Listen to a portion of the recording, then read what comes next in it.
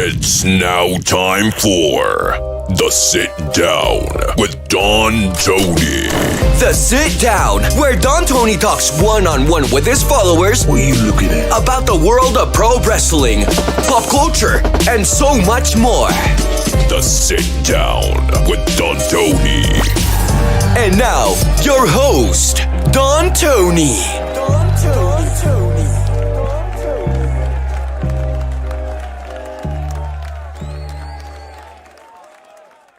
Forget about it. Forget about it. What's going on, everybody? Sunday night, January 4th, 2026. Happy New Year to each and every one of you out there. I am Don Tony. This is the first sit down of 2026 officially. Hope everyone has had a good week, good rest of your few days. We did an awesome live stream New Year's Eve, rung in the new year with the family, with the Castle Comrades, the Donzilla Army. Made a couple of announcements that'll be definitely something to look forward to. And we want to kick off 2026, balls out. Not literally, but, we want to really put forward an awesome 2026. There's going to be good shit that's going to happen. There's going to be that's going to happen. And there's going to be some god-awful stuff. I can't remember a year that went the whole year and there wasn't something god-awful, not just in wrestling, but just in real life as well. You just got to, you got to deal with it. Life goes on. You got to move on. You got to stay strong. You got to stay positive. And trust me, I'm not going to sit here and try to give you false signs of hope. It sucks. When shit goes bad, it sucks. But that's just a part of life. That's the trade-off of being able to be here and do what we do. Do what I do. So, look, Happy New Year to everyone. And let's see what 2026 brings. Let's see what happens. So, all right. A couple of things. First of all, in 24 hours, we will have a world championship match between Braun Breaker and the current champion CM Punk. Obviously, Rhea Ripley and Io Sky, who I like to call as Rio, taking on the Kabuki Warriors. We got Becky Lynch taking on Maxxine Dupri, see if she could dethrone her of the championship. We got Laya Vicaria taking on Liv Morgan, and we'll do some predictions. We'll do some official predictions tonight. And don't forget, this Friday in Germany, we're going to have Cody Rhodes defending the undisputed WWE Championship against Drew McIntyre in the 3 stages of hell. 3 stages of hell. So, and don't forget, even though it airs at 8 p.m. on the USA Network, normal schedule, it airs live in Germany and on Netflix if you're overseas. So we will know the outcome of that match hours before. Will Drew McIntyre do it? Will Randy Orton show up? This and a whole lot more coming soon. And don't forget, guys, Chris Jericho. If you saw Adam Pearce's video promoting, teasing, hyping Monday's Raw, he said, who will break the walls down? Will Jericho show up on Raw? Well, my friends, there's only one way to answer that. Stranger Things has happened. Get it? Stranger Things? Oh, man. I don't know what the hell they're going to do with this Stranger Thing. You wait until the final season. You wait until it's all over. And now you're going to do something with Stranger Things? I tell you, give Netflix credit for trying to be a little bit creative with their posters. I don't know if you guys saw this poster. A little bit of retro 80s feel with CM Punk and Braun Breaker. I don't know who would put their own name in the windows with Christmas lights And then we had this one with a little Back to the Future. And that's kind of interesting because that looks like the movie theater we used to go to, the Drake. A little Braun Breaker and CM Punk.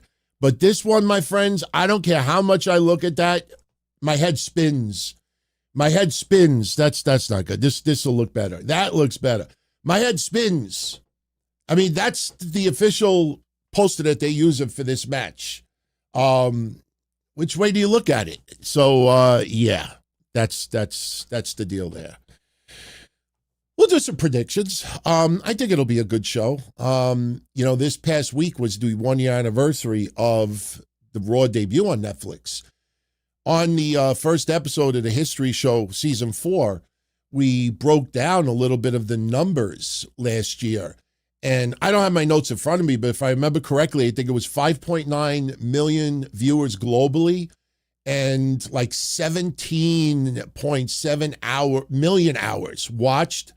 But the thing that really stood out to me more than anything about last year's rating is that in the United States, they drew 2.6 million viewers. 2.6 million. And remember, that's not 2.6 million total.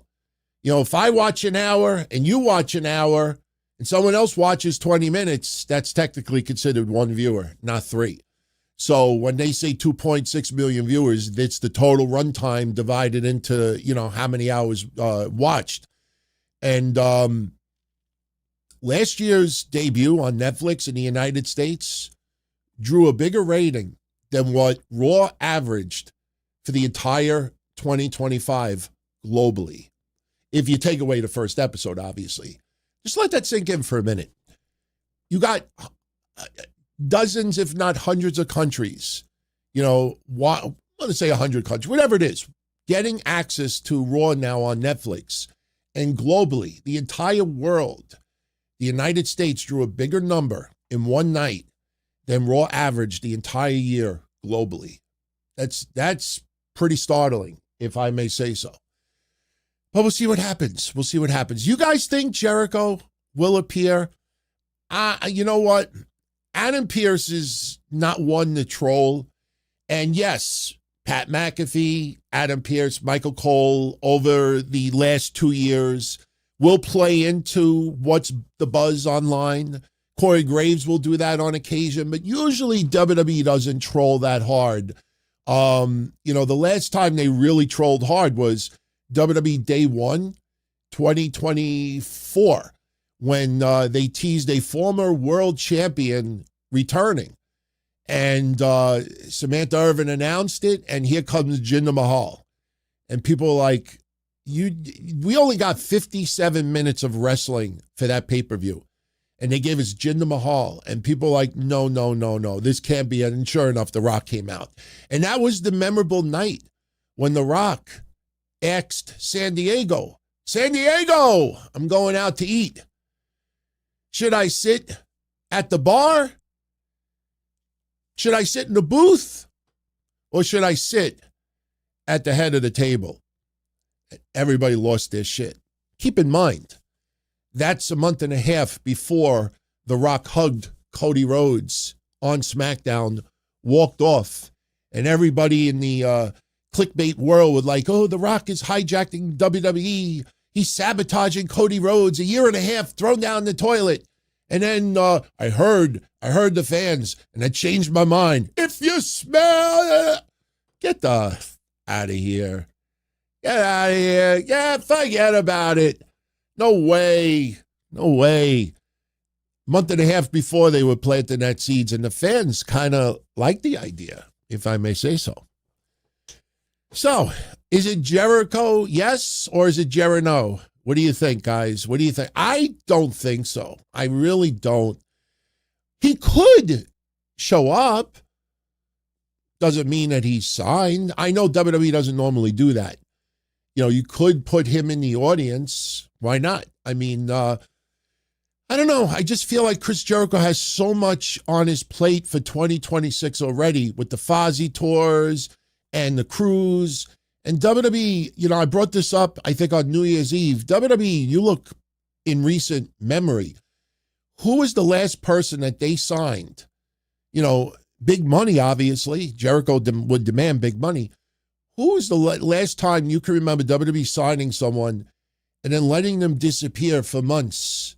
You know, to go do movies, do music, do whatever. And please don't say Brock Lesnar. You know, that's a little bit of a different situation because, as Paul Heyman said a decade ago, Brock Lesnar, he's like Andre the Giant. He's a special attraction.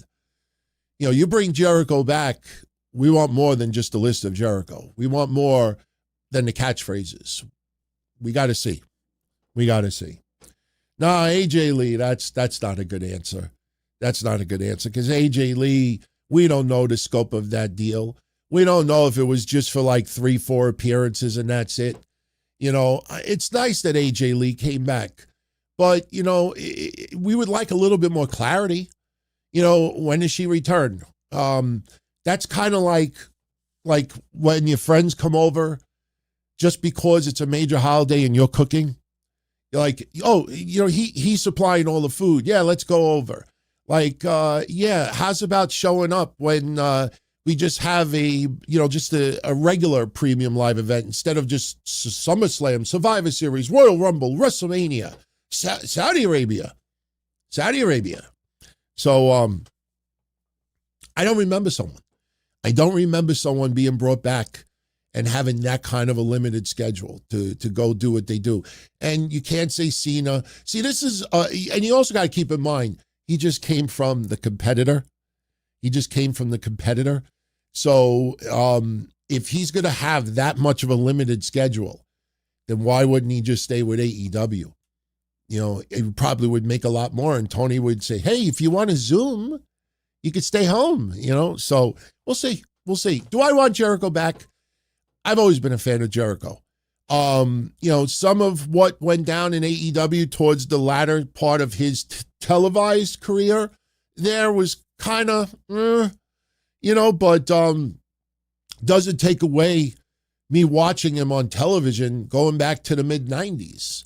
1995, I would say, 94. I mean, I got to see tapes later on when he was the Thrill Seekers with Lance Storm. Got to see, you know, what he did in Japan. But that was later on. I mean, just seeing him once on a pay-per-view before that really didn't count. When he showed up in ECW and had a nice little stint there and then showed up in WCW, the rest is history. You know, so you're not going to take away 3 decades of me enjoying his work and flushing it down the toilet because, you know, he's at the tail end of his career and he tried a little bit too much and it kind of backfired a little bit. That's what happens when you set the bar so high for so many people. So, by the way, I hope you guys were prepared or saw this before I made the thumbnail with Triple H, Tony Khan, and Grok. You know, it's weird because even I got a response from Grok. I don't know if you guys saw that on my page. Even I got a response from Grok. And is this it? I don't remember if they... Yeah, no, that's not it. Is this it? No, that's not it. I think I might have left it in the other computer. Just go to my Twitter, @DonTonyD. Grok responded to me. Did I answer Grok back? No. My father taught me when I was a kid, don't talk to strangers. Yeah, that was interesting. Especially how people just picked little aspects of the Tony Khan Triple H thing, but it took a life of its own. And it's good laughs, obviously. It's good laughs. But let me ask you guys a question. I need your assistance for a minute. For everybody in the chat, I need your assistance. Just write A or B. You know, we do the history show, and I brought it back for a 4th season. I explained why. A few people convinced me to do it. And as you heard this past weekend, we added a lot and all good stuff. But not only do we have that really long thumbnail with like 30 different thumbnails within it, but I also do one for like the website and one for, you know, when you're downloading like a show. So the one that I chose to do for this past week was a reminder of, you know, not only when Mankind won the WWF title and Tony Schiavone spoiled it, that went up against the finger poke of doom. I think a lot of people forget that. But I also needed to remind everyone, the finger poke of doom sucked. But look at those viewers. That night, wrestling had almost 11 million people watching. Raw did 5.7 million and Nitro did 5.0 million. And I already had one wise ass who, quote unquote, observed my thumbnail. No, it wasn't Meltzer and it wasn't Brian Alvarez. But somebody saw the thumbnail and said to me, hey, DT, you're wrong. The rating was 5.7. It wasn't 5.7 million. It was 5.7. Why are you adding the million to it? That's not how Nielsen did it back in the day. Well, to those geniuses out there, back in 1999, if I remember correctly, Nielsen, for every point, it equaled 1,080,000 viewers. So if you had 5.0 rating, you multiplied 5.1,080,000, and that would give you 5,400,000 viewers.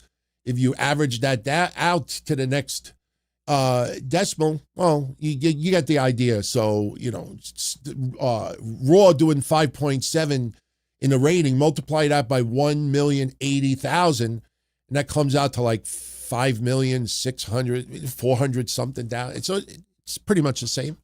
No, it's 5,600,000 and change. So you average it up to 5.7 million. Aha. So, I listen, I'm not trying to be a wise ass or anything, but, I always try to triple, double, and triple check, unless I'm on Ambien. When I'm Ambien, forget it. You might as well. I noticed last week I was so tired after I did last Monday's show. This week, when I was preparing for tomorrow night's show, I noticed that I didn't put any links for like the episodes from the previous week. So it just had thumbnails and there were no links. So I was like, oh shit, I fell asleep. Totally forgot. So anyway, let's get to the point and let's get to the show. I have two thumbnails for this week, and I can't decide on which one I want to use. I want everybody who is live in the chat to tell me A or B. Now, keep in mind, these two thumbnails are relevant for this week in wrestling history. We have A, and I made these myself, by the way. A, you will not find this on a Google image search. This is the anniversary of Roman Reigns sniffling little suck-up sellout full of suffering succotash, son. Yeah, believe in something. Believe that. So do we do the Roman Reigns Nike spoof that we did a long time ago? That would be A. Do we use A or do we use B? And B is the anniversary of Jim Ross revealing to all of us that Tammy Sitch wanted to be his girlfriend. She would go over his house, live with him, cook, clean, play with his pee-pee. And Jim Ross thought about it for a minute and was like, no, thank you. All right, everybody overwhelmingly says B. All right, so that's B. By the way, for anybody that thinks, is there a cryptic message between the 84291B number? No, I just randomly chose numbers. So, that's what Valentine's Day would have looked like, for real. For real. I actually probably, if he goes to visit her in prison, the only difference is she's much heavier. And I wanted to use the real mugshot. I didn't want to use anything finagled. So, all right, so that's it. It's decided. Did anybody choose A? Not one person. Wow. I was really undecided. I was like, gee, I wonder where they're going to go with this. Clean sweep. So anyway, what do you guys want me to talk about first? Grok? We want to get into predictions? Or what do you, or just go to the questions immediately? What do you guys want to talk about first? I have a feeling people are going to want to do predictions, right? Predictions. All right. I'm going to do it backwards. And I'll tell you why. Because in 24 hours, 4 of the 5 matches we're doing predictions on would have happened. So the Cody Rhodes Drew McIntyre match is not going to happen for another 5 days as of this recording. So I figured, why don't we start off with the one that's the furthest away, and that is Cody Rhodes defending the undisputed WWE Championship against Drew McIntyre. 3 stages of hell. If I remember correctly, the first match is just a regular wrestling match. The second match is a Falls count anywhere, I believe. And then the third match is a cage match. Whoever gets 2 out of 3 falls is the undisputed WWE champion. Now, I have been paying very close attention to Drew McIntyre the last 5 years. Guys, it's been 5 years. He was the COVID champion. It's crazy to think, it's 6 years. Well, 6 years since COVID. But, Drew McIntyre, it's been that many years. And the one thing that we always talked about back then is, man, how cool would it have been Drew McIntyre being a champion in front of a live audience? You had nothing. You had Thunderdome, and even though I was part of Thunderdome countless times, still, he was the COVID champion. And we always felt that he should get another run. Plus, if you look back at WWE the last 5 years, Roman Reigns, by far, top of the list, reinvented, refurbished, gut job, became the biggest star in professional wrestling. Still, and it's the anniversary is coming still soon, where it was during COVID, and Roman returned, was in the back, and then they panned the camera over, and here's Paul Heyman sitting next to him, who is still the advocate for Brock Lesnar, and Roman Reigns is, that's not a spoiler, but that's not a prediction, that's a spoiler. Obviously COVID dramatically helped Roman Reigns get to the point where he was legitimized as tribal chief. We've explained that countless times. He had the ability to say what he wanted to say, produce it however they wanted, edit, do anything they wanted. You didn't have to worry about a live audience being there trying to sabotage it. You didn't have to worry about the what? You didn't have to worry about the fans going against him. That's what happens when you don't have a live audience there. And it allowed him and WWE creatively to explore. And, COVID sucked.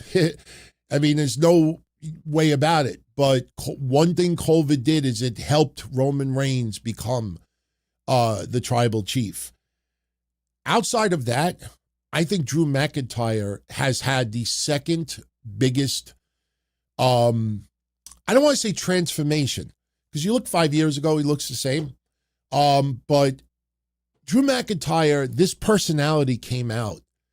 The troll job, what he did with CM Punk, what he did with Seth, when he did with others. I mean, we forget when he's in the meme with the tombstone and he's like, Drew McIntyre turned into this major sports entertainer. I mean, blurred the lines to the point that he walks off a Survivor Series. Drew McIntyre, he walked straight to his car. He stormed off. There's something wrong. Blah, blah, blah, blah. He goes to bust it open. And he gets up. Fuck these marks. And he walks off. Was that a work? Was that a shoot? There was a little bit of both. Drew McIntyre's legitimately frustrated. Oh, come on. Come on. Those same people that fell for it then or fell for it with Becky Lynch too. Or they didn't fall for it.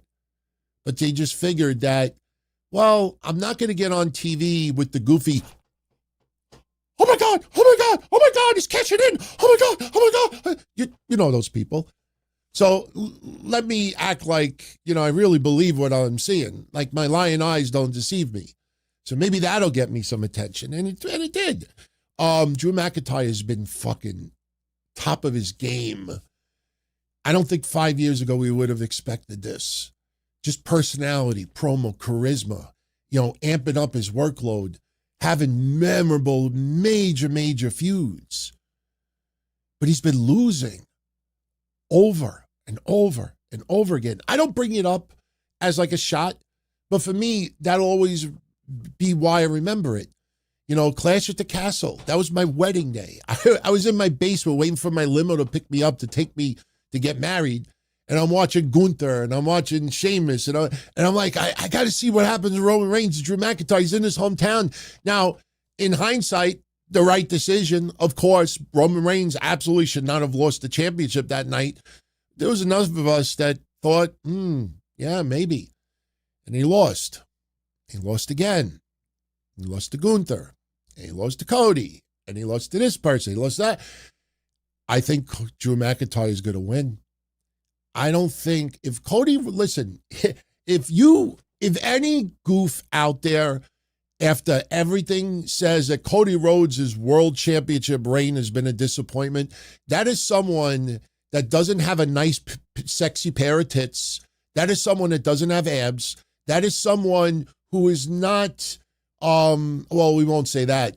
This is someone that is desperate for attention. Please, please, please, please. Just please click on my stupidity. Please, I'm an absolute fucking moron. Please, please pay attention to me. Cody Rhodes' reign with no one would have a title reign on the level of Roman Reigns for the foreseeable decade or two.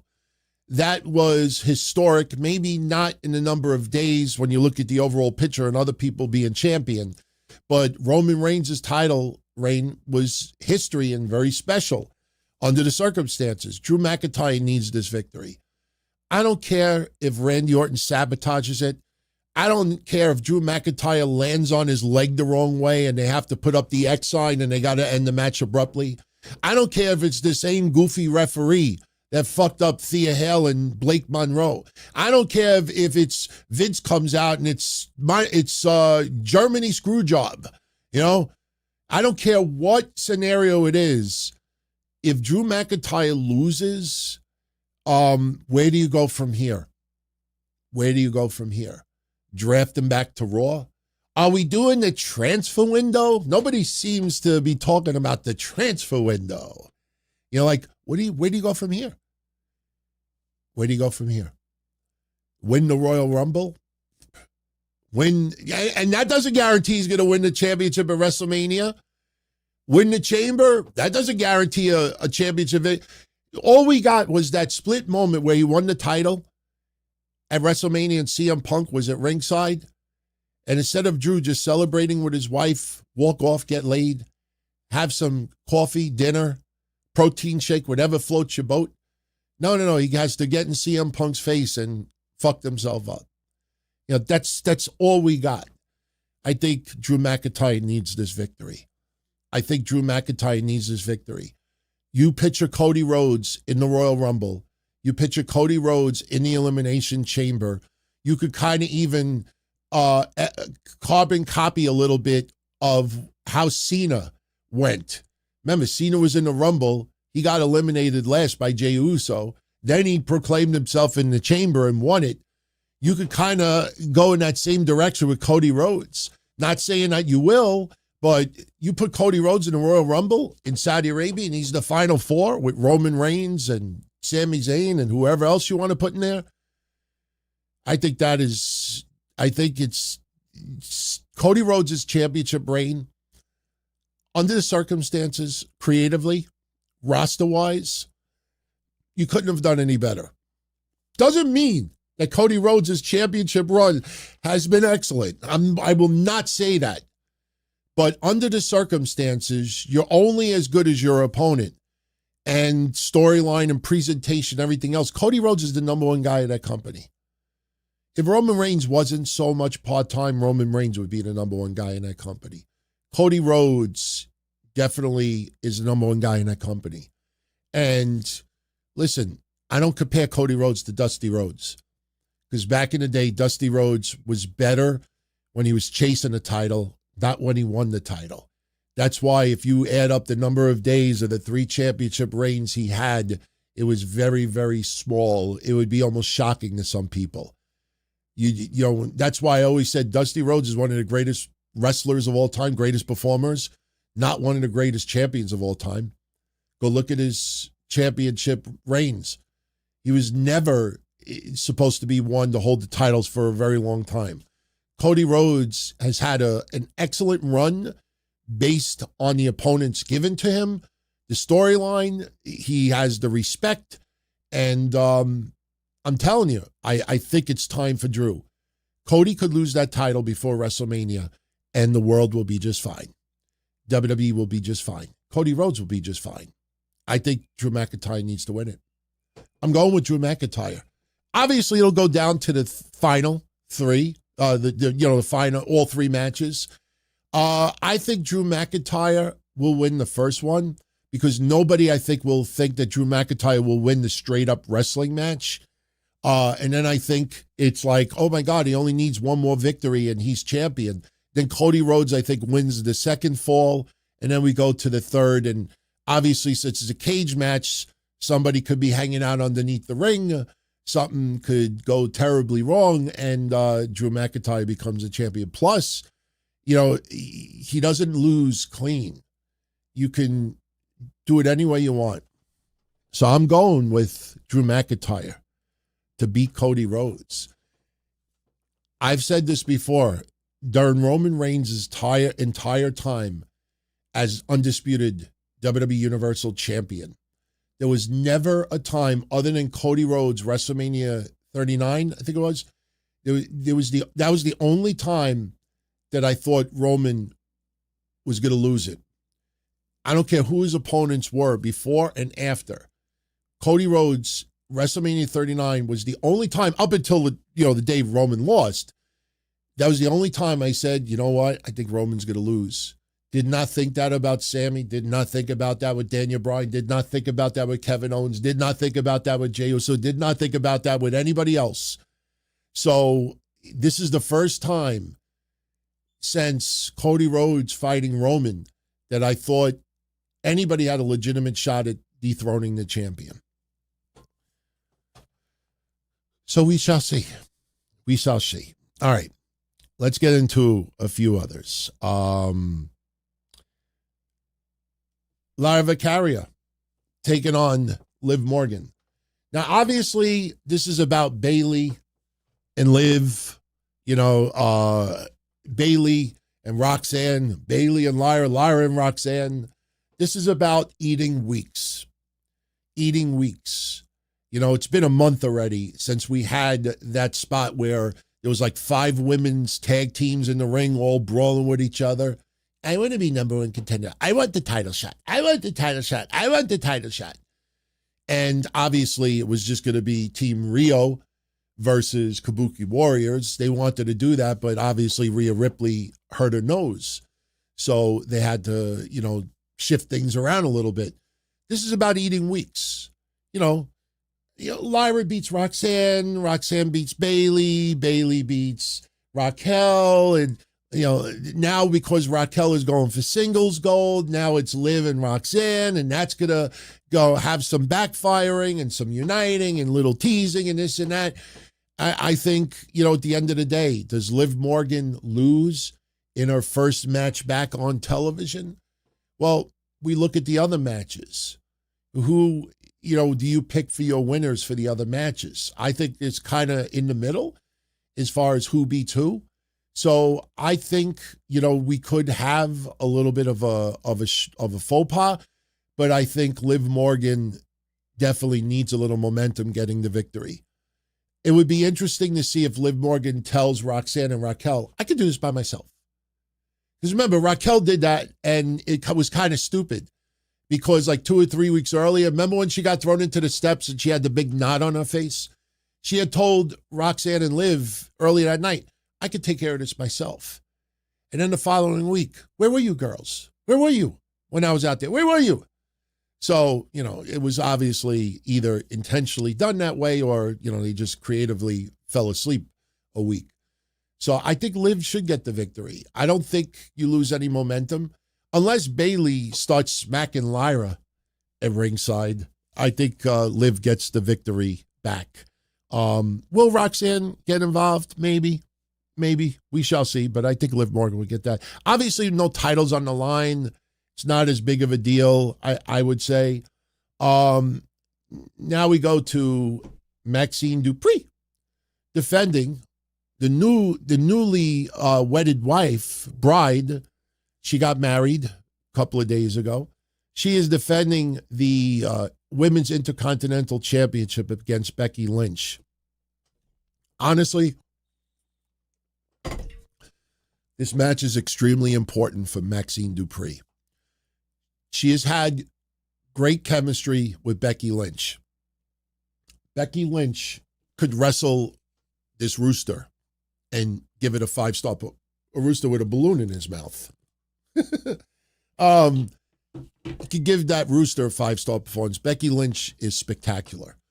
Becky Lynch did so much to help Tiffany Stratton, Indy Hartwell, and other women coming up, and she's doing this with Maxxine Dupri. But Maxxine Dupri, outside of Becky Lynch, she wrestled Ivy Nile, and that was a very good match. But we were all surprised how much offense Ivy Nile got in as well. Most people think that Natalya is going to feud with Maxxine Dupri, so you feel like it's got to happen. But does it happen right away? Like, it just seems abrupt, and we don't want Natalya to come out there and attack Maxxine and do kind of like what Nikki Bella did to Stephanie McCare. I think it's rushed. I think it's unnecessary. My only issue with this match is that Maxxine Dupri has beaten Becky Lynch 3 times. And I think of James Ellsworth. I think of Seth Rollins and Cody Rhodes. I think of others that the minute they started reminding us that someone has beat them 2-3 times, that's usually when they lose. Could Maxxine Dupri make it 4? I don't know about that, to be honest with you, because where do you go from here? Like, if she feuds with Natty, defending the championship, that's a lot to ask of Maxxine Dupri, in my honest opinion. She is improved substantially. I need to see more. And you kind of set the bar high when you gave us those black and white, videos of her in the dungeon with Natty again. I know what you're going to say. Well, she loses this quickly, makes those videos kind of look kind of ridiculous. I agree. But I don't know how much Maxxine Dupri is developed. I've tried to get some feedback from the NXT house shows that she's been working, and I can't seem to get anything. Some people who were live said, oh, it was good. Could you elaborate a little more? Does it seem like, I need to see more. And the thing is, the fans will turn on Maxxine Dupri. Not wholeheartedly, but you will get enough fans that will start giving it a what chance. I think the fans will start feeling like, okay, it was a feel-good story. You deserved it. You worked hard. Yeah, you got the run. All right, now it's time for a real champion to get it. And I know that's unfair, but I almost feel like Becky Lynch needs to win this. The only way I see Maxxine Dupri defeating Becky Lynch for a 4th time is if somebody gets involved. Could it be AJ Lee? Of course it could be. It's the 1st anniversary of Netflix. They're going to go the extra mile to put some additional names there. So, yeah, Becky Lynch will lose if someone else gets involved. But if it's straight up one-on-one, Becky Lynch is going to defeat Maxxine Dupri and regain the Women's Intercontinental Championship. And then maybe you do a little storyline where, Maxxine snaps, or she's, really, really upset, and Natty's like, it's not how many times you get knocked down, it's how many times you get up, and, you gotta build it, whatever.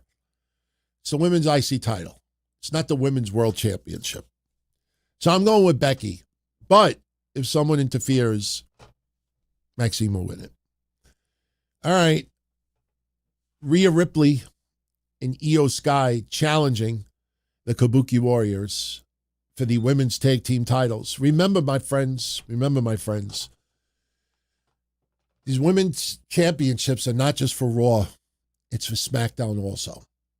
And the thing is, you look at SmackDown and you look at who they're trying to position for women's tag team championships. Not saying that there's going to be another title change after Monday so quickly, but you almost feel like the women's tag team champions need to show up on SmackDown a little bit more. It's not just a Raw women's tag team title. And the Kabuki Warriors have been on Raw for quite a bit with those titles. Listen, the week that they did the recordings, I said that they were taping an episode of Raw and SmackDown the way they were because, you'd probably see Raw wrestlers, even Kabuki Warriors, wrestling twice, and they did. The big question is, are we going to have Rhea Ripley and Io Sky now start showing up on SmackDown? Or do they, like, who's next in the tag team scene on the Raw roster? Think about it. Who's next? Liv Morgan and Roxanne Perez? Seems a little bit early for that.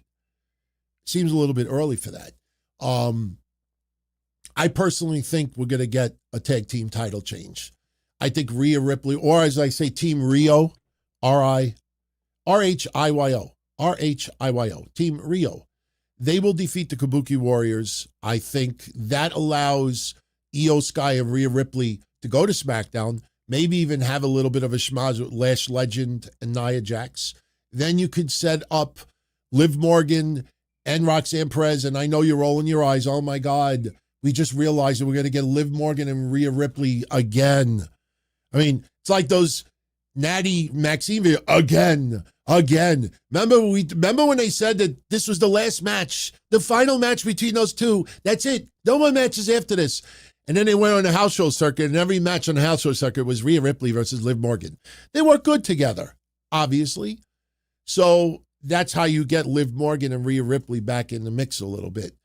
And it also gives a little bit of a, little rub to Roxanne Perez as well. I think putting the Kabuki Warriors on SmackDown, it's okay, but you look at the tag teams there, Charlotte Flair and Alexa Bliss already got their fill. That's it. They're done for now with titles. So I think you put Rhea, plus you look at ratings. Rhea Ripley and Io Sky being advertised as SmackDown, that's a nice little ratings bump. So I'm going with Team Rio to win the tag titles. So that leaves us. I give you the normal banner, the normal thumbnail, not this upside down shit. My head was spinning looking at that. CM Punk defending the World Heavyweight Championship against Braun Breaker. And yeah, this is the thumbnail I'm talking about. I understand you want the Stranger Things theme, but that just gives me a headache. I'm sorry.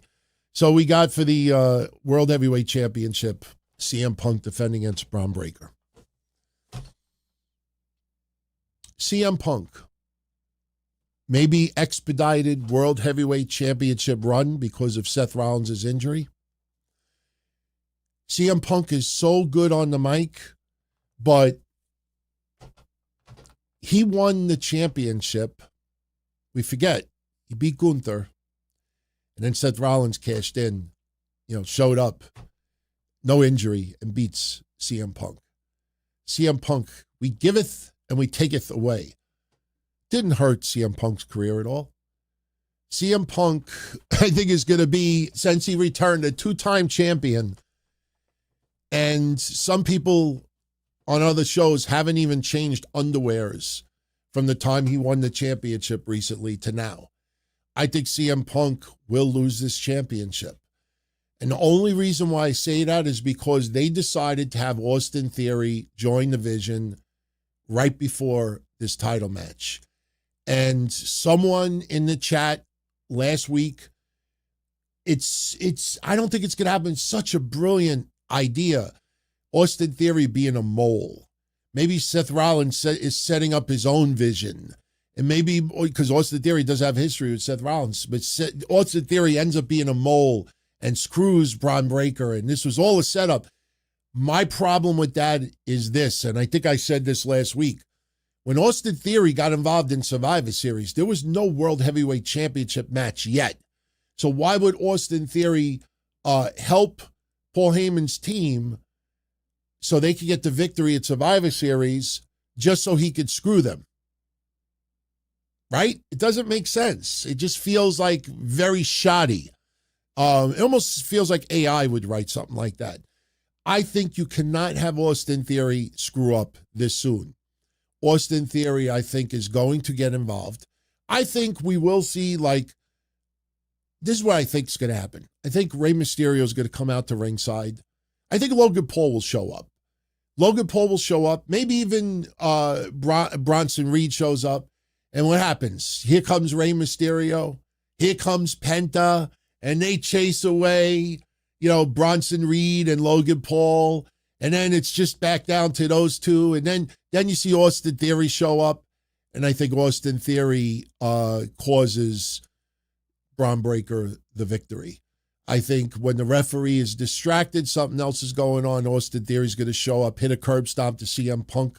Bron Breakker becomes your champion, and it's kind of like, it makes the storyline a little interesting because remember, last week's promo was a little confusing. This is about the group. This is not about any one individual. Remember when Austin Theory gave Paul Heyman the mic? But isn't that what Bron Breakker's doing?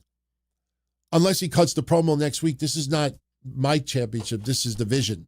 This is ours. Not saying that Austin Theory or Bronson Reed will defend that championship, but, obviously there's going to be involvement. Listen, you have Rey Mysterio, out of nowhere. We forget that Logan Paul and Rey Mysterio, this happened a couple of years ago. It was just so random. Like Rey's in the back and Logan Paul shows up. I'm like, why? Like, that was fucking random. Remember when we said that? It was so random. Now it kind of seems to make more sense that, now when Logan Paul comes down to ringside, now we got Rey Mysterio, pissed off Mexican, mad. Logan Paul did to him. So Rey Mysterio will chase him away, and Penta made his return, so Penta will get involved as well, and that leaves Austin Theory, Bron Breakker, and CM Punk by themselves. Now, is CM Punk hurt by such a short run? No, I don't think so. Yes, the victory will be a bullshit finish, no question. But CM Punk, they teased Gunther and CM Punk. They teased Gunther and AJ Styles. They teased Gunther and Cody Rhodes. They teased Gunther and others. I think this allows CM Punk to have a little bit of a feud with Austin Theory, especially in the house shows. I think CM Punk and Austin Theory is a match that I think WWE would like to do on that tour overseas. And that also allows Bron Breakker to get involved with someone else, maybe someone that we're not expecting. They don't have to worry about Jey Uso right now because the Usos are the tag team champions. You could see AJ Styles get a little involved with this. I wouldn't be surprised if WWE thinks about doing AJ Styles versus Bron Breakker at least once. But I think Gunther, in the end, it's going to be really fascinating because I think he wins either the Royal Rumble or Elimination Chamber. Unless they give the match with Brock Lesnar. Could they tease Gunther versus Bron Breakker? Now, somebody else pitched that last week on one of my shows, and I thought that was a fabulous match that nobody talks about. When was the last time you heard anybody say, do you want to see Bron Breakker versus Gunther? Shit, I would. I absolutely would. So I think CM Punk will lose this championship. I just can't see it backfiring for Austin Theory. Just 2 weeks into, him with the revelation, and then already it backfires and he screwed up. If he screws up and Braun loses, you kick his ass out of the division. That's it. You're done. Go back to Grayson Waller. Go find someone else. So Austin Theory's got to be the factor in this match. And I think that's why they're doing this. And guess what? Austin Theory is the one who curb stomped CM Punk at Survivor Series. Austin Theory is the one who attacked CM Punk a couple of weeks ago. It'll be Austin Theory that'll once again curb stomp CM Punk. And that gives CM Punk plenty of reason to want to beat the shit out of Austin Theory. And guess what? There's no titles on the line. So it gets CM Punk away from the title picture a little bit. Because right now, he's not worried. He'll get his championship back in the future. But right now, he's got to deal with a little Punk in Austin Theory. So that's kind of where I see this going. The only question is, who does Bron Breakker feud with first? And if he stays champion until WrestleMania, I think we could get Sami Zayn and Bron Breakker. Wasn't it Sami Zayn and Bron Breakker? No. It was Jey Uso and Bron Breakker for the finals in the IC title deal. I think we could end up with Sami Zayn and Braun Breaker for the championship at WrestleMania. Because remember, we forget a year ago, Sami Zayn was in the ring the night after Jey Uso won the title. Remember, Sami had that look. We all thought that Sami Zayn was turning heel that night and attacking Jey Uso. They ended up doing nothing with that. But Sami Zayn, a year ago, I have to win. I need to be world champion. I need this. And they put that storyline on the shelf for almost an entire 9 months. So if Sami Zayn, that road is back, I could see Sami Zayn. And guess what? Cody Rhodes could win back the undisputed WWE Championship before WrestleMania. If Drew wins, that doesn't mean that Drew has to be the champion going into WrestleMania. Cody could win it back, and then Gunther could challenge Cody at WrestleMania. Thank you. Yes, Sami and Braun was SummerSlam for the IC title. I remember they definitely had interaction. So those are my predictions. We shall see where it goes.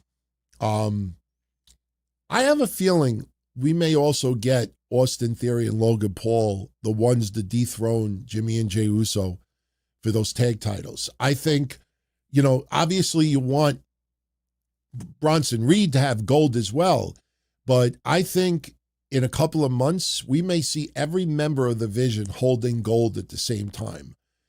Almost like what they did with the Bloodline, if you remember, way back when. So even Judgment Day also. So we shall see. We shall see. So, hey, listen, like I said, guys, stranger things have happened. Oh, did what? I can't do it on the blind. I was like, so what do you guys think? What do you guys think with your predictions? I don't know. Listen, we got to make it interesting, obviously. It's going to be a good night. And we'll see if Chris Jericho returns. So, all right.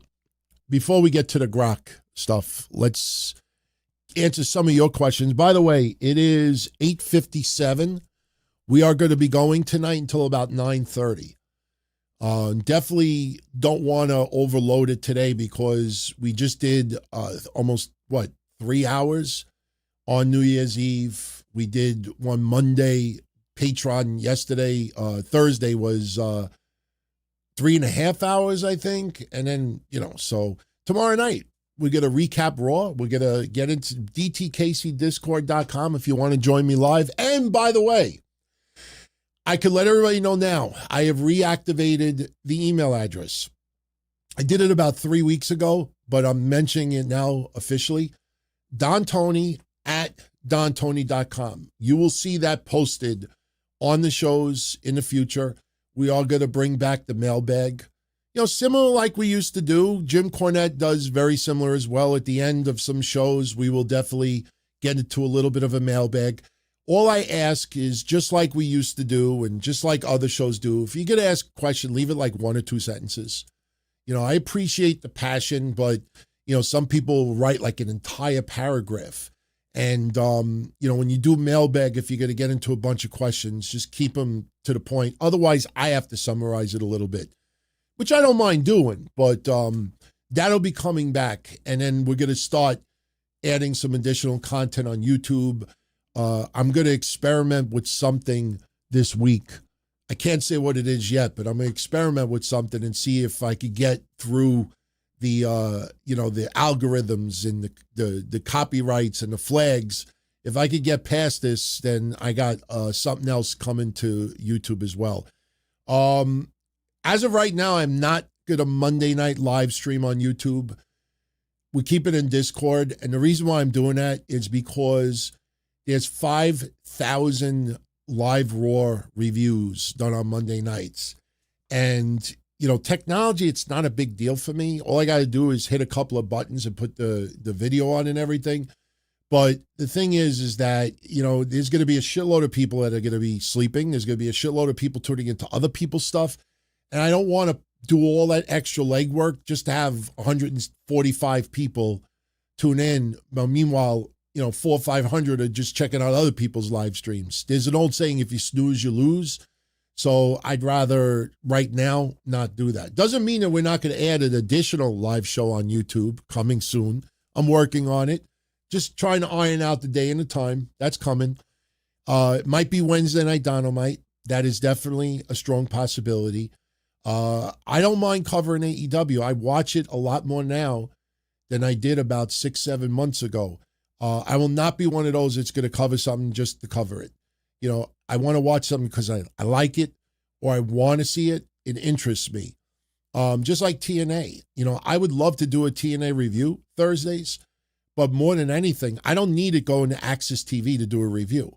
They're on TV every week. I could watch it every week if I want, and I do watch many weeks, but I don't need it to go to Access TV to start covering it. It's just now they're doing it 9 to 11 p.m., and I'm not fucking staying up until 2, 3 o'clock in the morning with reviewing, recording, editing, uploading, synopsis, this, that. And then, no, it's much. I'd rather just incorporate little TNA on Monday shows. So, sorry, TNA. As of right now, no Thursday night live stream. Wednesday Night Dynamite probably will come back. I am working on that. And I will definitely, I promise you this, we will praise AEW when deserved. We will criticize AEW when deserved. No one is ever going to influence me.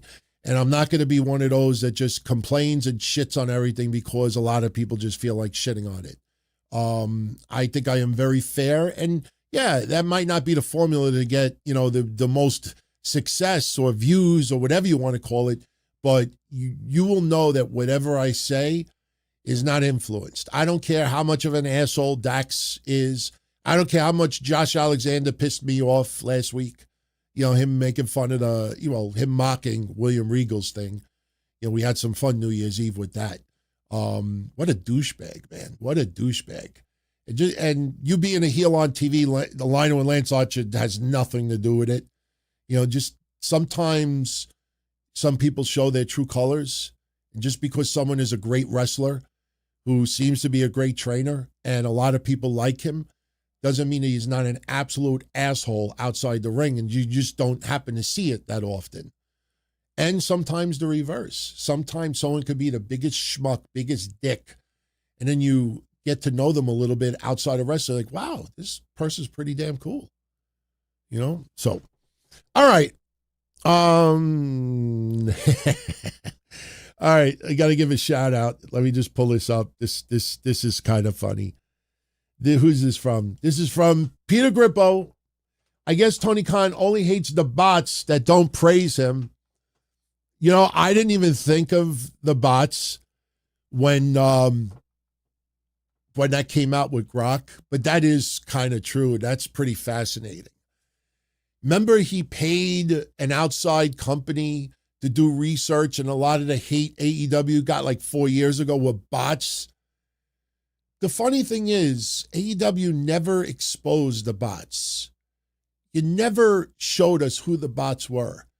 Were you worried about one day they'd ring your doorbell and put a dead robot's head in your bed?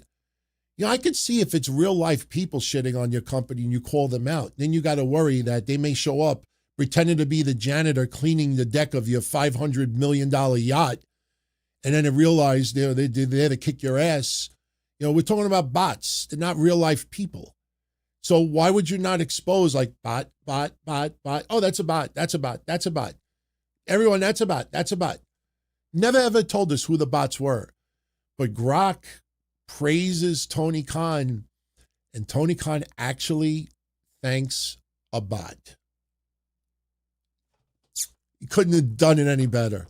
That put a smile on my face. I'm like, Tony, that is just amazing. But yeah, I guess you're right, Peter.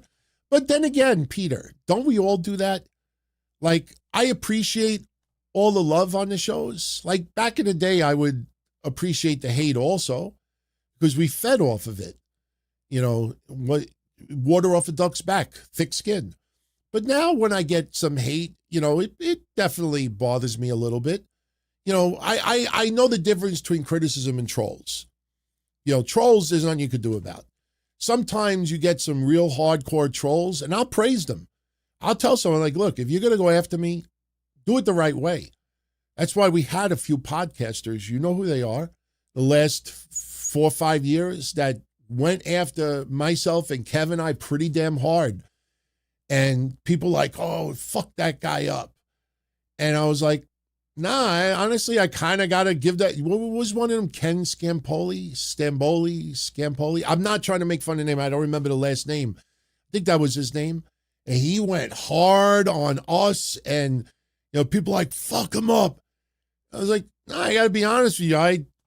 I'm kind of impressed. The guy really, was entertaining. And I didn't enjoy it, but I was pretty entertained by it. There was no issues after. So, Tony Khan praising the bots that praise him. We could now he got to be careful when Grok criticized him. Oh, he did. Is Grok a he? She? Whatever Grok is, Grok was not very kind to Tony Khan. He probably didn't see it, but we have it. We will share it. It's pretty funny what I dug up. All right. Ronnie says the dirt sheets bitched about John Cena losing his last match, but Tanahashi losing his final match, complete silence.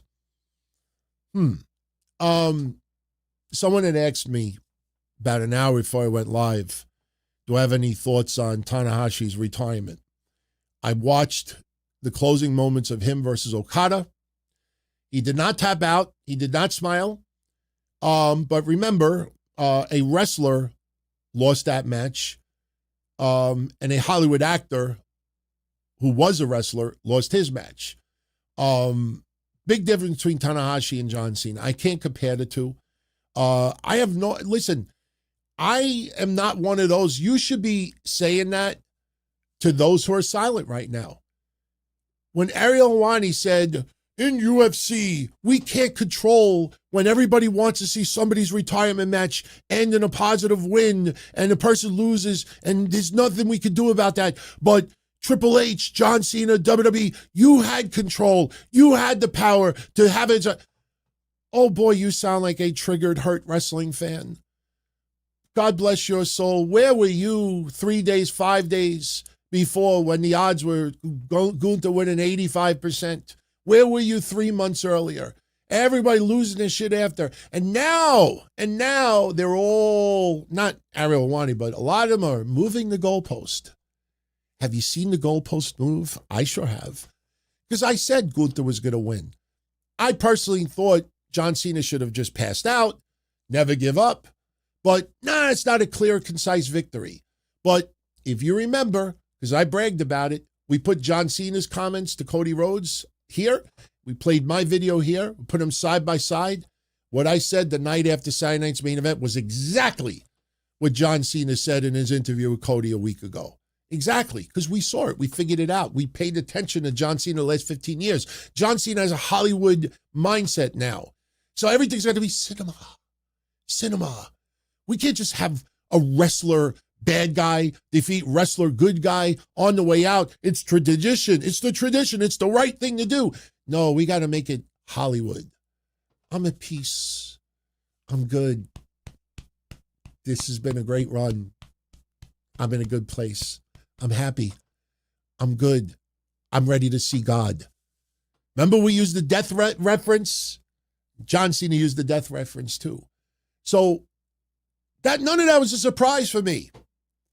I wasn't one of those that complained. I just feel WWE should have had a little bit different because they didn't read the room and everybody spent $1,000 on average to pay in person to see it. I think they would have liked the John Cena speech. I think if John Cena even had a handshake with Gunther afterwards, something to be more personal with the fans live in attendance, not just standing at ringside watching a video and having wrestlers around ringside clapping, taking a bow. I think he should have said something. I think that probably would have made it a little bit better. Even when the fans were kind of pissed off, he could have eased that night, got on the mic and said something. It's like, no. The better person won. But do not take one loss and you remember that as my career. You know, I did everything. I worked hard, whatever. So, as far as Tanahashi, you know, right before I went live, I did a little research. And I'll say one statistic. Tanahashi and Cena, and when I throw the statistic out there, there's nothing else to say. Tanahashi lost to Okada. How many matches did John Cena wrestle in 2025? John Cena wrestled 18. Not bad, not complaining. He wrestled 18. Guys in the chat, girls in the chat, those who identify a different way in the chat, how many matches do you think Tanahashi had in 2025? Post quick. I want to take a little slug of my water. No, don't be embarrassed. You know, if you're not sure, just take a wild guess. Roger Bear says 33. Okay, that's not a bad guess. Ray Space is 28. A1 Ultra 69. Thrill House is 7. Cordell Batson says 40. Michael Gonzalez says 4. Bloody Money says 40. Philip Brown says 36. Scorpio says 5. Austin Nance says 34. If Dave Meltzer, Dave, if you happen to see this, I love you. I know exactly what you're saying right now. None of fucking Don Tony's followers, friends, family. I don't say fans. You're not fans, guys. You're family. Right now, everybody, just like none of them watch fucking Japan. Tanahashi in 2025 wrestled 147 matches. I'm not kidding. I double-checked it. I triple-checked it. I didn't even count the retirement match because that's 2026. 147. When he cut his promo and he said, I'm tired. He's tired. Look, you can't compare the two. What I will tell you from watching the ceremony, watching Okada and Omega and everybody else, one thing I got from that was it felt more personal. You know, watching Tanahashi cry led his emotion. I'm not saying John Cena had to cry. I'm not saying that. What I'm saying is that this felt more intimate. And I think, you know, the very well-produced tribute to Cena that WWE did was tremendous. Loved it. But it should have felt a little bit more intimate at the end. You know, leaving your stuff in the ring, most of us expected that, but I really think where WWE missed the boat was having John Cena say a couple of words. You know, listen, even though Ric Flair wrestled in TNA after WWE, and he obviously had the debacle, the Hulkamania tour before that, Ric Flair retired in WWE and then went on to wrestle anyway. But I still remember that night after Raw went off the air and all the wrestlers kept coming down the ringside and Arn Nance and others, and Ric Flair's crying, and then Vince McMahon comes out and he's crying, Undertaker, Triple H, and we were all shedding tears. I'm not going to lie, I cried a little bit that night. It was sad. It really felt like, holy shit, you know, like one of the wrestlers that I've watched since I was a kid is retiring. Forget about the TNA and everything. I'm not shitting on Ric Flair right now. He's turned into an old drunk, no question, but I got choked up that night. And when he cut the speech and everything else, you know, it felt personal. When Edge, when he went into retirement, when Daniel Bryan went into retirement, you know, you remember those speeches. It hits home. And I think, especially John Cena, that intimate relationship he has with Make-A-Wish, the intimate relationship he has with his fans, the intimate relationship he has on social media, the intimate relationship he has over these years.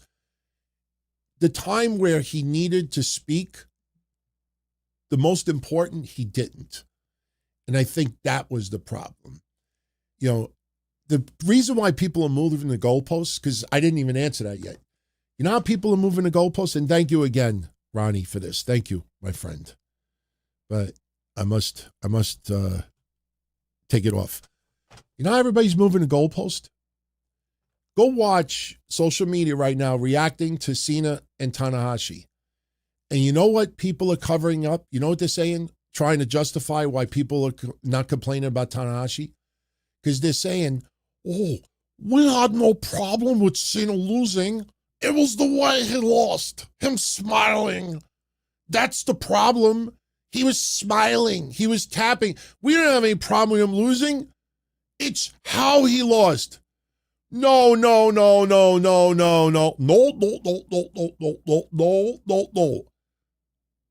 I don't remember what cartoon that was, but no. They're all like, he lost. I didn't lose. Hustle, loyalty, respect. Come on. I know some people were like, oh, I didn't have any. Some people definitely said I didn't have any problem with him losing, but tapping out after never giving up. But remember, this is why Cena needed to talk. For 20 years, never give up. Hustle, loyalty, respect. But unfortunately, we may not want to give up. Sometimes it happens.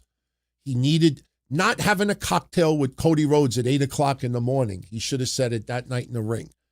Would have changed a lot of the viewpoint of a lot of the whiners and the complainers out there. So that's my take on Tanahashi retiring. Can't compare the two. It was very, very intimate yesterday. Even if you didn't watch a lot of his career. And listen, most of Tanahashi's career I did not watch. I'm not a big fan of Japanese wrestling. When I was a lot younger, when I would watch AAA in Mexico, when Ray was still there in the 90s and everything else, everything was in Spanish and I didn't understand a word that was being said, but the vibe was fun and you hear all the air horns and you just see, the animation, even when you saw like the midgets, the infamous midget that got kicked out of the ring. Nobody gave a shit about the commentary. It's just what we were watching, made up for it. With Japanese wrestling, unless someone is literally making William Regal have a coronary, with their flips, if you don't have that American commentary in the past, it's even when I used to watch old school Japanese wrestling, when Hogan wrestled, when Stan Hansen and Terry Funk, we didn't have American commentators. And all I would hear is, go watch any old school match, and that's what you'll hear. And, watching the match is fine and everything, but, commentating is very important for me. Yes, now in recent years, now you have American commentary, no question, with IPP views and everything else. But, to me, in order for me to watch Japanese pay-per-views, I'd like to watch episodic television to lead up to those matches. I want to know why this person wants to beat the fuck out of this person, or this person wants to get the Yakuza after this person. I'm not going to wait for Wrestle Kingdom 90. I'd like to see what build up between the last pay-per-view and this pay-per-view. And that's kind of a problem. New Japan is on Roku TV, but go check that out. It's very disorganized. So a lot of Tanahashi's career I did not follow. But one thing is for certain, and I'm not just saying this, over the years, everybody used to rave about that guy. Like, you go try to find dirt on him, nothing. Complaints, nothing. Just consistent. Professional in the ring, professional out of the ring. Some of the comedy stuff was a little but overall, can't say a bad thing about him.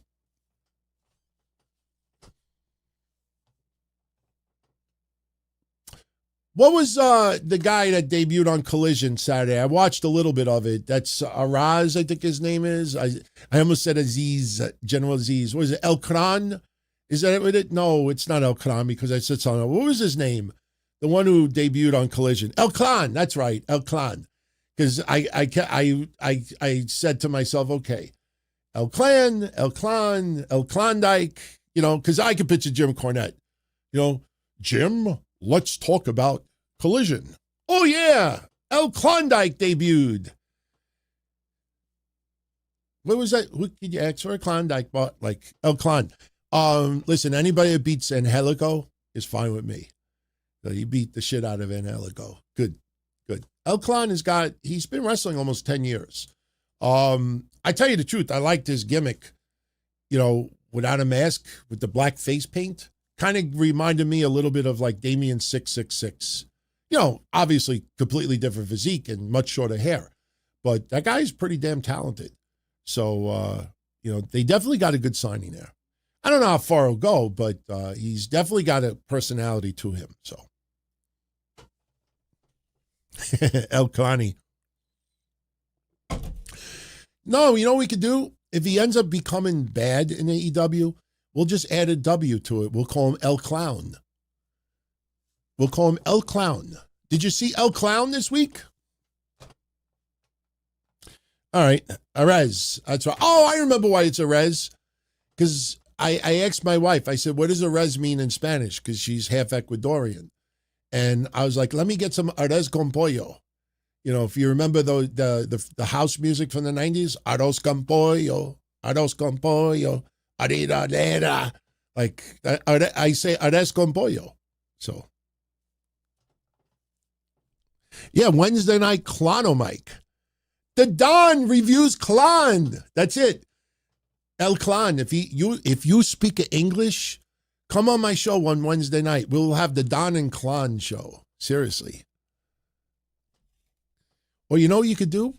I could hook you up with this slut in my neighborhood, and you could go on a date with her, and people say to me, where's Clon? I say, he's with a dyke. Get it? Clon dyke? Oh, wait, a dyke is not a... Forget it. Shout out to Joe Punches, man. Joe Punches is old. He's an OG of the Donzello Army, the Castle Comrades, and he might even be back to the minority times. But Joe Punches, I appreciate the two-spot, my friend, but, just seeing you in the chat, you definitely deserve a shout-out, my friend. Joe Punches, big supporter of what we do over the years. So much love to you, Joe. Thank you for that, Joe. Appreciate it. All right, let's see. Wednesday night, Clonomite. You know what? He's getting a lot of talk on the chat. He's not a bad wrestler, I'm telling you. Look up Arez and what he was doing about 2-3 years ago. Actually, the guy's got a good personality. And listen, people, I think, forget that AEW has a deal with, I think, Fox Sports Latino, whatever it is overseas. Their product is involved in some Latin American countries, and they do have some Latin American hosts. Trust me. When I saw the hosts, in those countries, I mean, let's be honest. Let's call it like we see it. They're wearing mini skirts that, honestly, it's very, very, they show off their assets. Let's put it that way. That's why when I was a teenager, I would always watch Telemundo.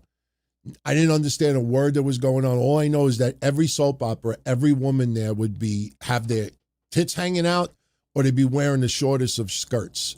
Didn't know what anybody was saying. You always hear this goofy soap opera music, but I was like, the women can't turn away, man. Or they would always have like TV shows. You would have like their version of like Ricky Lake, and you look at the host, and the host looks like she's ready to walk 42nd Street. So go look back in the day.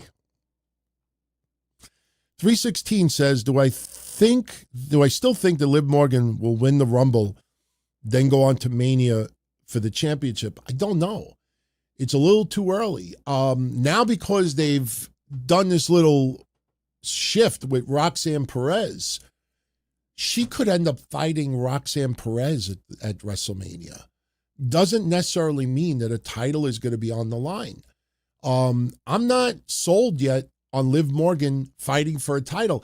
I think it'll happen.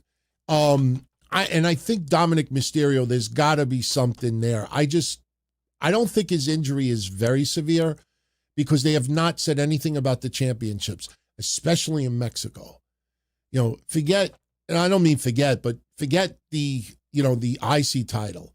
Think about the Mega Championship. In Mexico, they handle things a little bit differently.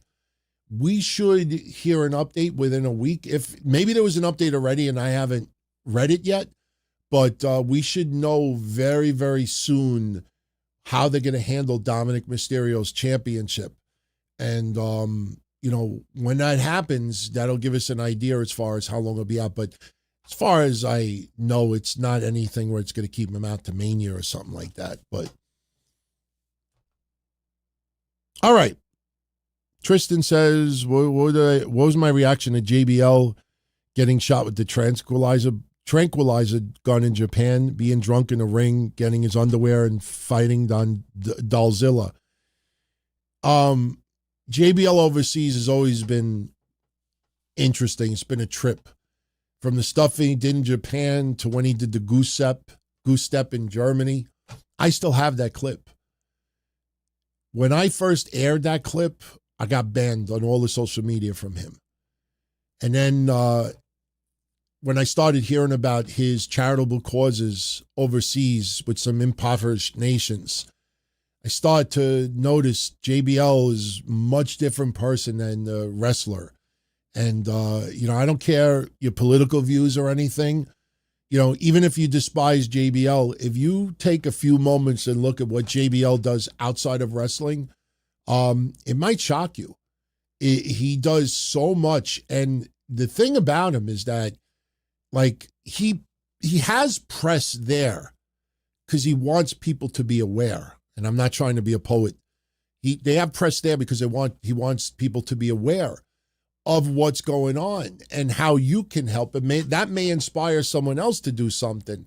Not everybody puts a camera there because they want to have a pat on the back, and now you see it with the, TikTok videos and the shorts, like somebody, you see that one recently with an old lady, she's in the middle of the street and she's kind of stuck in the middle of the street and there's cars going by and this heavy metal motorcycle guy stops his motorcycle and blocks traffic and helps her across.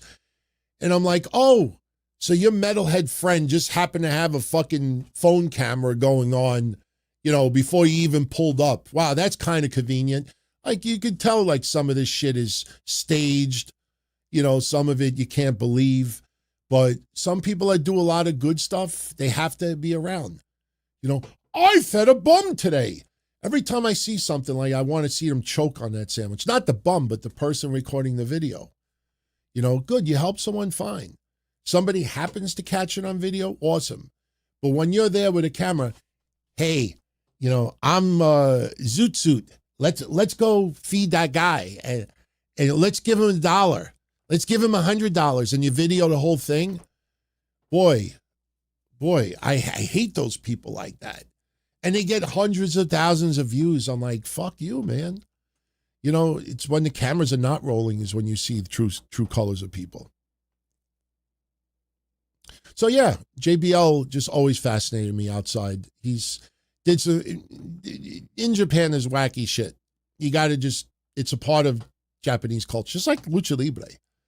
There's a lot of wackiness in Lucha Libre as well. In the United States, it's much tamer. Way back when you get the midgets, that would be the comedy match. Sometimes a woman's match would be comedic in a way, or you get the referees going at it, but that was the extent of it. Joe Punch says, when did Live Track start sharing the clips of Kevin I? He's feeling old and he needs to know. I would say probably around 2010, 2012, because he left after Adpocalypse. And I don't remember what year Adpocalypse was, but as soon as that happened, he dropped me a DM and said, I'm going to be taking some time off. And I knew that was goodbye. I knew he was never going to come back. I made the mistake of deleting his email address. He was one of our patrons for a little while. Problem is, he didn't go by TV tracks on Patreon. So trust me, I searched the history of our Patreon. Our Patreon's been around for 9 years. There's 9 years of content on it, but there's also 9 years of history. I could see every single person who ever signed up. TV Tracks was never his ID, so I don't remember his name. But he never posted on Patreon. He'd sent me a couple of DMs way back when, because he would send Kevin and I a couple of dollars our way because he was making a lot of money on YouTube, but he was working his ass off as well. He was listening to tens of hours of shows a week and cutting the clips and posting it. And he was making a lot of money on it. And when Apocalypse hit, all the revenue left and he left with it.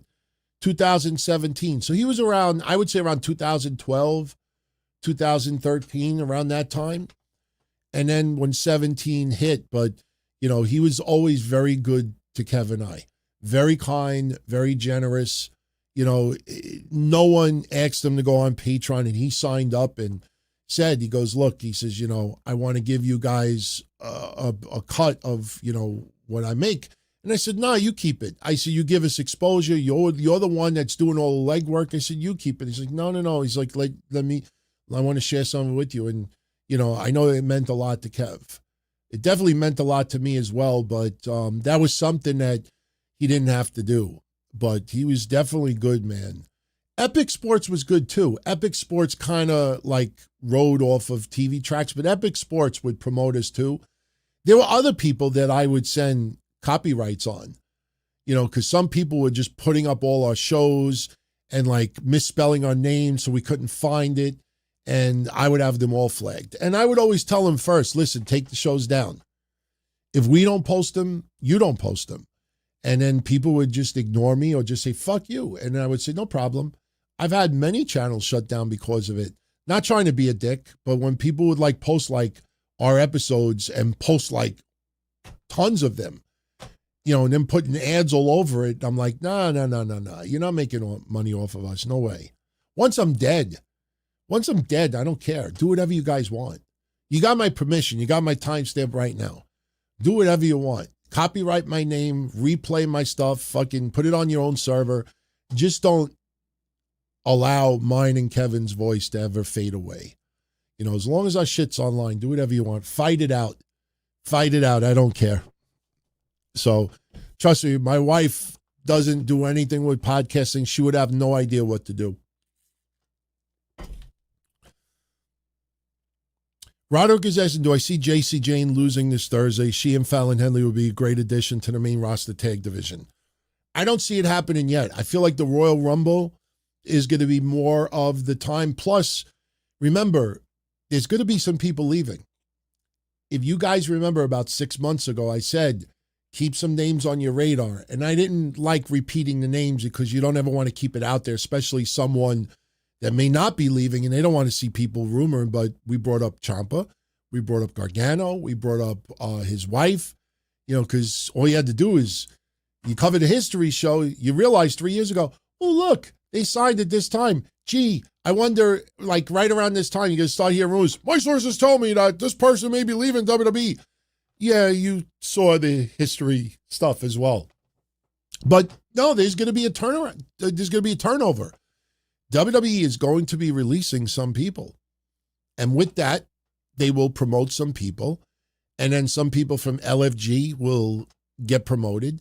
And then some people will get a little bit extra time. It's always. I think this coming week, I think WWE released 13, 14 people. I think this week in history. I think some people forget that WWE does release people in January. There's going to be turnover. No, I don't see JC Jane losing. I think it would be very uneventful. I feel very uneventful. I don't care if it's New Year's Eve. I just don't feel it's the right time. You got Stand and Deliver right around the corner. JC Jane, losing a high profile match at Stand and Deliver seems more appropriate for me. I don't think she should lose yet. Elton Prince, I like the music. People that don't know what I'm talking about, just go online. I like the music. All right, we're going to start bringing this home soon. I know I said 9:30. We'll make it 10. We'll make it even 2 hours. I don't want to be rushed. I don't have to rush, but I definitely don't want to overload it tonight. But before we get into more questions, let me just share quickly about the Tony Khan, Triple H, Grok stuff. This is good. How many, well, we could take the super shout outs we could take this off. Thank you for those who did send. How many of you have ever gone on X and put, hey, Grok, and you ask it a question? I've never, I don't think I will ever.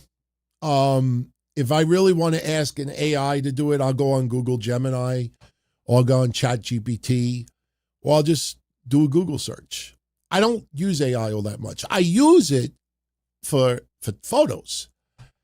You know, if I'm not the greatest on Photoshopping, but, you know, if you saw earlier, like it's going to be one of the thumbnails, I'm like, hey, Google Gemini, take this mugshot of Tammy Sitch and put it on a prison jumpsuit and have her sit next to this guy and make them look very miserable and put a couple of cupids shooting arrows and make it a Valentine's Day scene. Yeah, it's done in 45 seconds. Why should I spend an hour making that thumbnail when you could do it for me in 45 seconds? Wouldn't any person do that? So that's where I find AI most beneficial. I don't trust AI altogether. We did this on New Year's. No, we did this on Patreon. Thursday on Patreon, we went on ChatGPT live and we looked up the TV deal with AEW and Warner Brothers Discovery. And I'll tell you this very quickly because it is kind of funny. You could do this yourself if you want a good laugh. If you go on any AI program and you say, tell me about the Warner Brothers Discovery AEW TV deal from 2024. I think it was, 2024. And it'll come up that it's a multi-year deal worth approximately $175 million, blah, blah, blah. And now I know for a fact AEW Warner Brothers Discovery never revealed the terms. But AI will tell you that's multi-year deal worth $175 million a year, $185 million a year. So then I ask the next question. And I say, could you please supply the source of this information? And then it starts giving you like different areas. It says Wrestling Observer, it says WrestleNomics, it says Variety, it says this and that. So it gives you a whole bunch of lists. And then I respond the third time and I say, but was all this assumption or did they have actual facts? And then AI says, no, this was just estimates from, so then my fourth comment was, so you're saying that all this was speculation? And AI said, yes, you are correct. So after 4 conversations with AI, you are left with, we are taking speculation and now reporting it as factual. Say it enough times, it ends up being true. No one in Warner Brothers Discovery or AEW ever gave anybody in the wrestling or the business world the terms of that deal.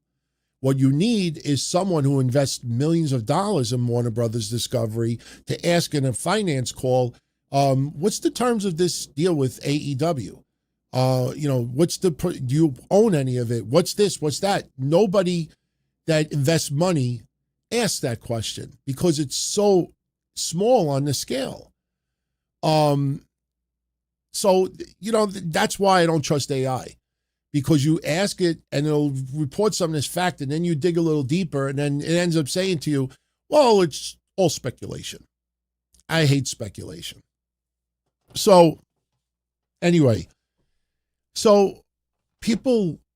somebody decided to have a little fun on Grok, on X, and Aaron Rift of No DQ puts up a thumbnail of Triple H and Tony Khan. Now, mine is a little bit better because I used better quality photos, so I made my own. But he posts this on X, and he says, hey, Grok, remove the worst wrestling booker from this image and keep the best one. And it's an image of Triple H and Tony Khan. I hope everyone has video when you're watching this because it's worth it, trust me. So Grok responds and does this. Grok removes Triple H from the thumbnail. So now everybody sees that Grok feels that Tony Khan is the better booker. So the man who hates bots, who paid outside companies, to do research, he actually responds to Grok. Tony Khan says, thank you, Grok. Hashtag AEW Collision, hashtag AEW Dynamite. So now everybody is having some fun with Tony Khan. Wait, So you're praising a bot. You're praising a robot. So now here's where it backfires. And this is the deleted scenes. If this was a movie, these were the I have to show you my face. If this was a movie, these were the deleted scenes that you didn't get to see. After Tony Khan thanked Grok, somebody went on X and wrote, Grok, why did you remove the person who's a former athlete, bodybuilder, who's married with 3 children, and not the actual coke-addled, coke-addicted, virgin Nepo baby? Kind of suspect, to be honest. So, actually, I'm a little out of place. I'm sorry. I'm a little out of place. This one's better. Let me go. I want one step ahead. In response to Tony Khan's thank you to Grok, somebody writes, Grok, just remove the person who has the worst creative ideas for his respective company. And Grok writes back and says, got it. Based on widespread criticism of AEW's inconsistent storylines and declining viewership in 2025, I've removed Tony Khan. It is not a fake tweet. Go on Grok and you will find it.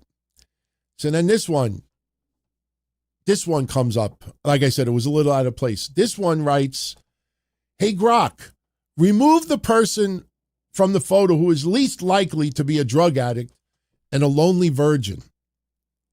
And Grok removed Triple H. Grok removed Triple H. It is there for you to see.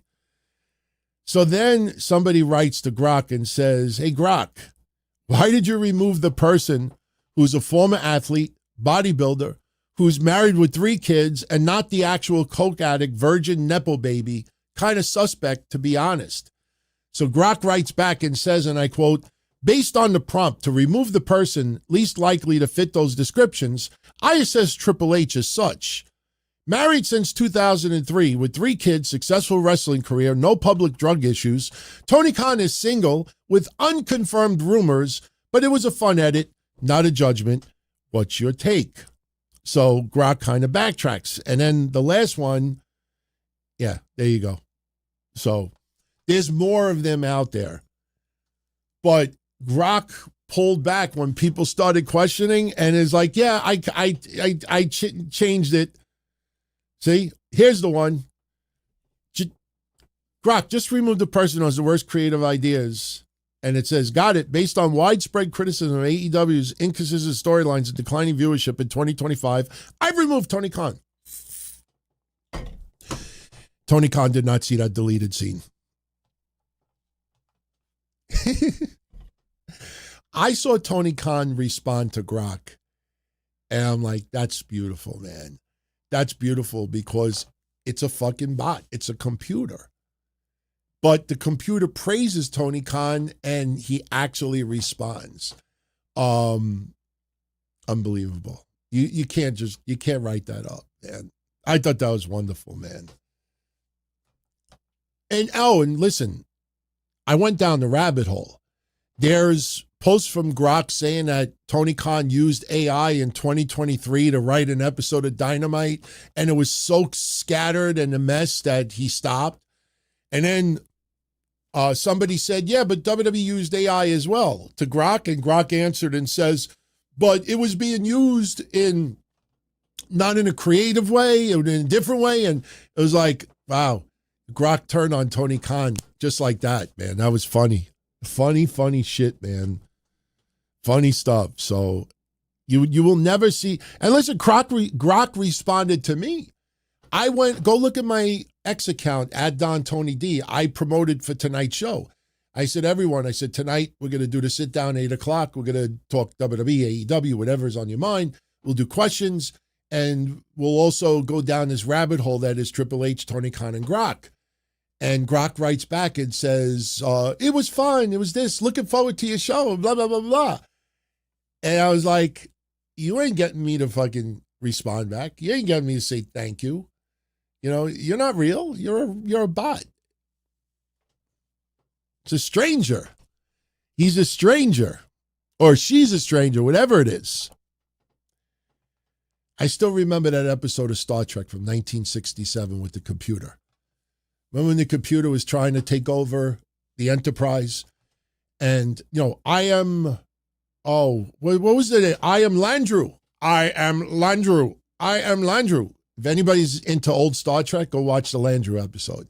And just think of this. It's pretty funny. Just think of AI trying to take over the world. And then somehow Captain Kirk convinces AI or the computer that, you must destroy everything that, it's this. And the computer agrees. And then, so Captain Kirk's like, well, then you must destroy yourself. I can't comprehend. I am Landru. And he's throwing, and I'm like, oh, this shit's great. You see the computer get all smoky. I just picture like goofs on social media with that. All right, I'm old. I wasn't alive when Star Trek came out, so I'm not that old. I wasn't alive. All right, so let's get a few more questions. We're going to wrap this up in about 13 minutes or so. I want to thank all of you that spent part of your Sunday night with me. If you're checking it out on the replay, much love to you as well. Just as always, keep supporting the website, wrestling-news.com, dontony.com. Download all the shows that I do. Keeps us relevant, keeps us, exposure. Gives us exposure. People want to check out wrestling shows. We still show up, in the more popular shows out there. We definitely want to make 2026 the best year that it could be. I definitely want to amp this shit up tenfold. But your support and your help, will get us there. And if anybody that's newer to the shows, welcome aboard. We keep everything real. And, I know it's not the most popular formula these days, but, I always mean what I say and I say what I mean. Sometimes my mouth gets myself into trouble, but I don't get into too much trouble because people know me by now and they know that, I have the balls to say how I feel, good or bad. And, believe it or not, I tell you, I've talked to enough people, not just in wrestling, but just everyday people like you and me that say, you know what, I don't agree with what you said. I think, that's kind of messed up, but I totally respect your take on it because they know it's a real take. Not just trying to do it to get a little bit of a buzz or get a little attention. We call out people. And when was the last time I called out something on someone and I ended up being wrong? Or that person, you ever notice how nobody ever challenges me on stuff? The last time anybody challenged me, and I give him credit, all that credit in the world, was Dave Meltzer, when he challenged me about the Raw Netflix numbers. And, my niece happens to work for a very reputable, advertising firm in New York City. And they deal with Netflix. And I've spent many, times picking her brain saying, how's this done? How's this work? How's this work? And she educated me about how they pitch advertising revenue and how they do this and that. And when Dave Meltzer was going to put that at that Blockbuster on his newsletter, that he was going to expose some type of fudging of Netflix's numbers. You guys will remember, I put the thumbnail, remember I put the Clara from Wendy's or whatever it was, Where's the Beef? There was nothing finagled about it. And he challenged me. I answered back. He was very respectful. I was respectful back. And then the conversation just stopped. And people noticed. They're like, wow, he left. Because as soon as I put a couple of facts out there, I got the feeling like he was like, no, I don't need to know this. I don't want to know this. How many times have you heard people in wrestling say, Dave, you could have just called me? I would have gave you the answer. Like he'll report something wrong. And then someone will say, whether it's, AJ Styles or a Viking Raider or anybody else, they're like, why didn't you just call me? Why didn't you just email me? I would have told you. I think some people, I'm not accusing him, but I know there's some people out there that don't want to know the truth. They want to just keep it on the hush. That's why Nielsen. Just think about the Nielsen change, that they don't want to just use the boxes that was 20 years ago. Then now they want the data from smart media, smart TVs and Rokus and this and that. That gives them a better idea. as who's watching. That's why sports benefited from it, because the people with Nielsen boxes from 20 years ago are now 20 years older. People with Nielsen boxes from 10 years ago are now 10 years older. People, viewership changes.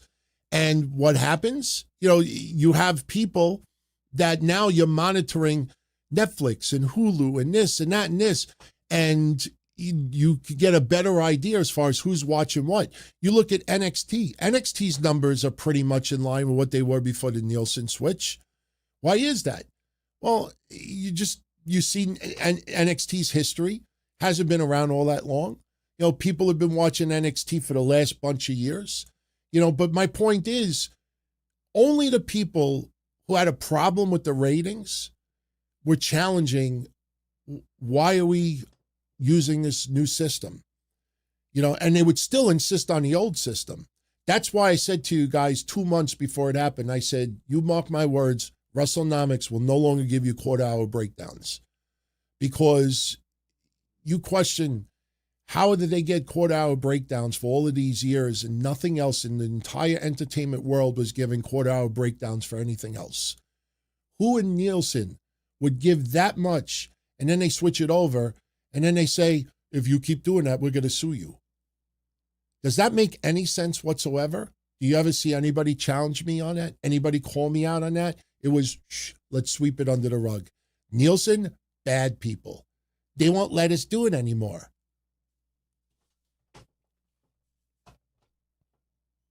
Joe Punches. Shout out to you again, my friend. Thank you for tuning in live. Much love. I appreciate it. Scott says he was 8 years young during the Landrew episode. My mom and my dad were dating, but they did not have the Immaculate Conception as of yet. So that was 2 years away for me.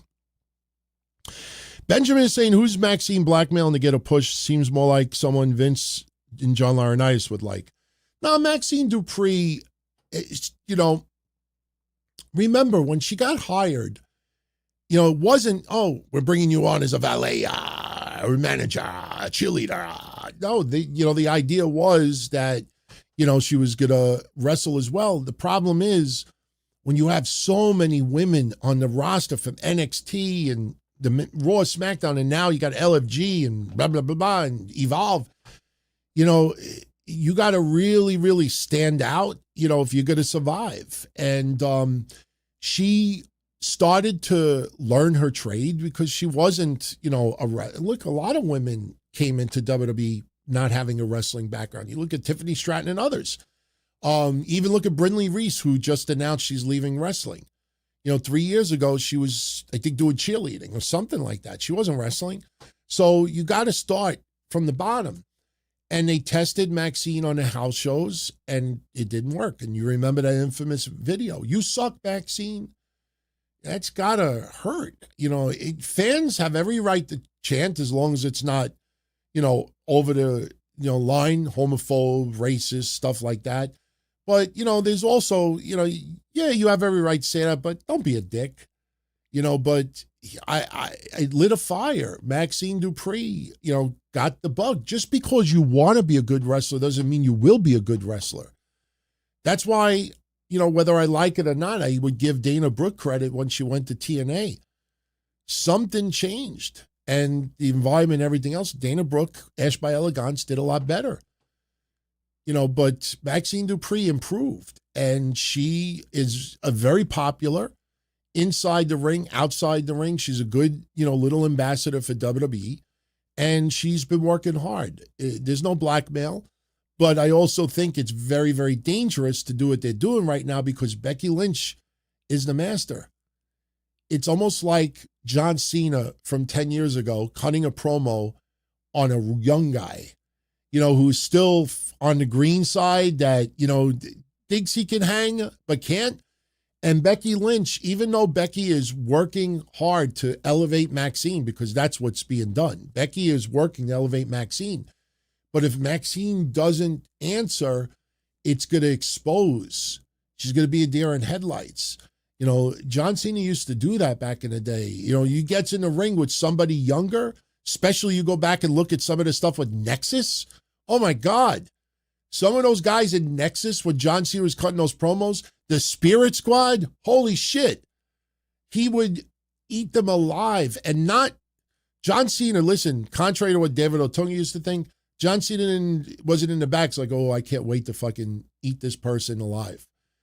But if you were going to hang with the best, you have to be prepared and you have to be able to stand up. You're not expected to be better than that person, but you have to have something. And Becky Lynch is so on her game that if Maxxine doesn't deliver to a certain level, fans will notice that and fans will take it out on her. So that's how I look at it. I give Maxxine credit. Listen, I've been giving Nikki Bella credit.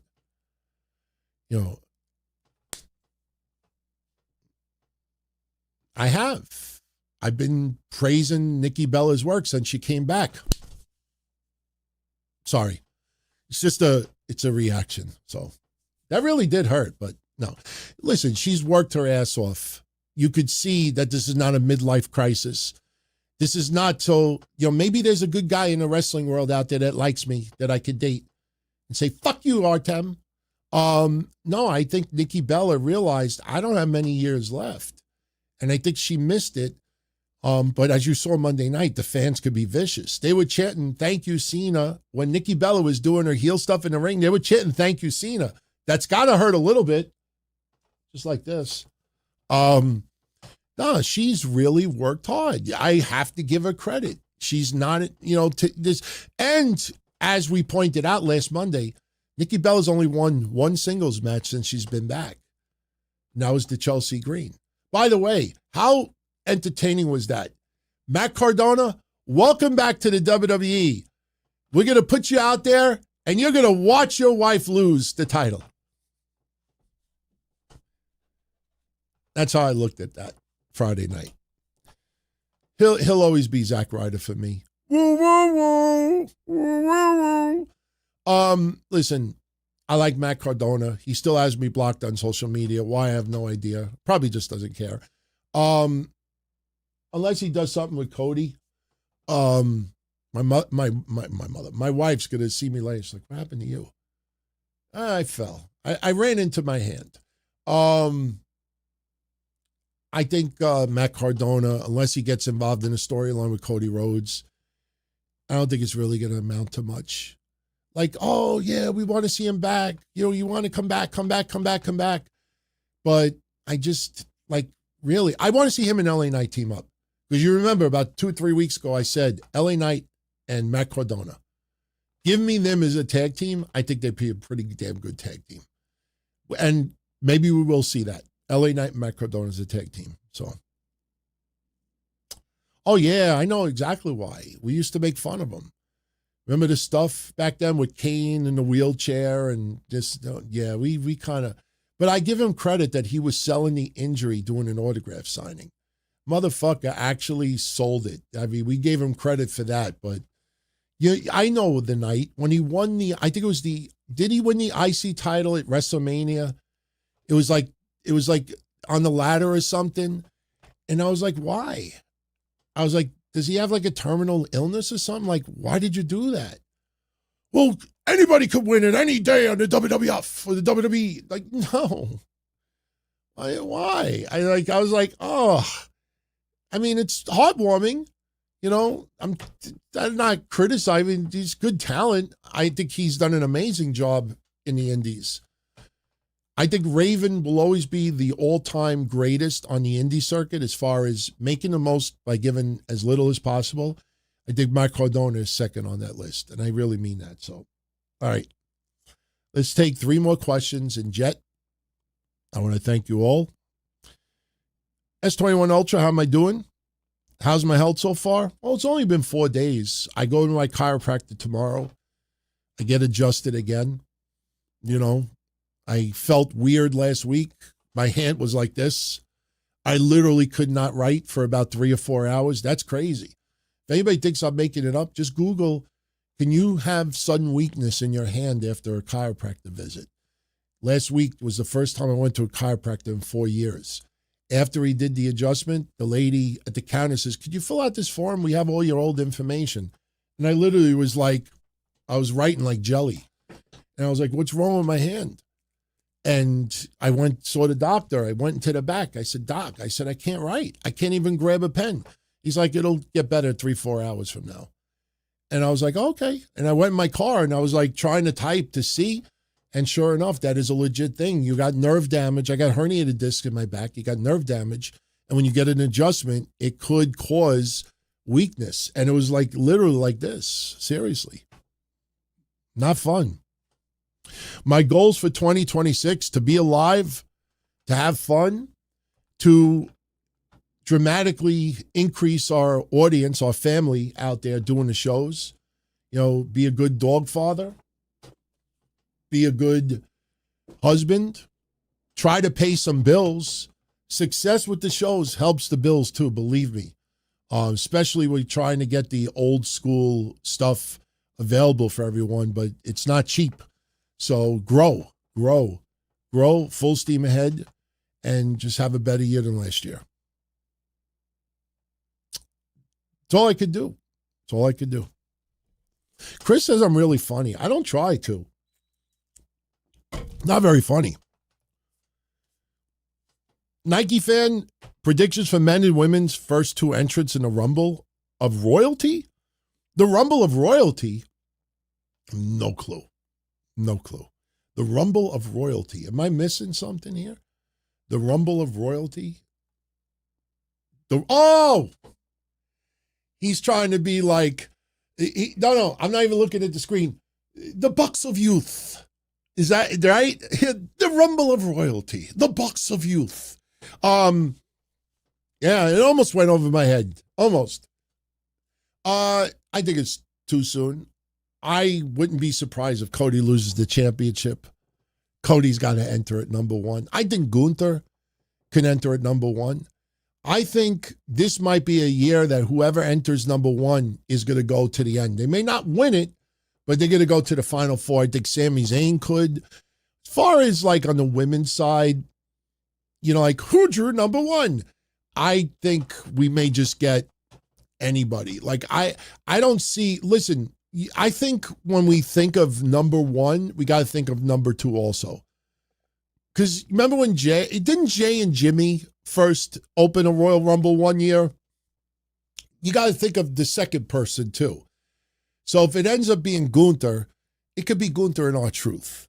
You know what I mean? Like you could have something like that. Or it could be Cody and, somebody, or Matt Cardona. You might have something like that. On the women's side, I could see something like Bayley and Lyra Valkyria. I could see something like that. I don't see someone like a Last Legend or Charlotte Flair in that early. I could see, but that's how I see it. I don't know individually yet. Plus, there could be some people in the Royal Rumble we're not even thinking about right now. Once we start seeing the entries, and we will know very soon, because believe it or not, guys, this week is the anniversary of the first Raw on Netflix. 2 weeks from now is the anniversary of CM Punk with that promo saying that if Hulk Hogan enters the Royal Rumble, I'll throw his old ass out of the ring as well over the top rope. Why am I saying that? Because by then there was already 6 or 7 people, 8 people proclaimed for the Royal Rumble. So by next week, we're going to start hearing entries. Absolutely going to start hearing entries. Once we start getting a feel as far as who's in it. And again, some people who are champions right now may not be champions. And then they may enter the Royal Rumble. CM Punk could end up entering as number 1 if he's no longer champion. So I think we wait a week or 2 and then we could have a better idea. Rocky Red. Thank you, Rocky. He says, let me pull this up. Ever seen Trax NYC crash out over the weekend with the jeweler scamming under his name? Have I been through something similar with insurance? I have not seen that, but I've definitely heard a lot of stories like that. As far as someone scamming, the closest that I ever had someone with me scamming on insurance were, boy, I would love to tell this story, but oof. I don't know how deep I could get with this. Boy, I could be opening a can of worms. Oh, fuck it. I don't care. 2008. This is a great story. I promise you all like this. This is worth me staying an extra 5 minutes, 10 minutes here. Not for that, but I'll just tell you quickly. 2008, the FBI come into my office. Walk into my office, flashing badges. We got to take your computer. For what? Well, we have some people who have committed insurance fraud. We want to make sure that you're not involved with it. And I'm like, who? They started throwing names out. And at the time, I was doing a lot of livery insurance. And the type of livery insurance that I did was called dollar vans. In Brooklyn, New York, if you Google it, Google dollar vans, Brooklyn, New York, you'll see what I'm talking about.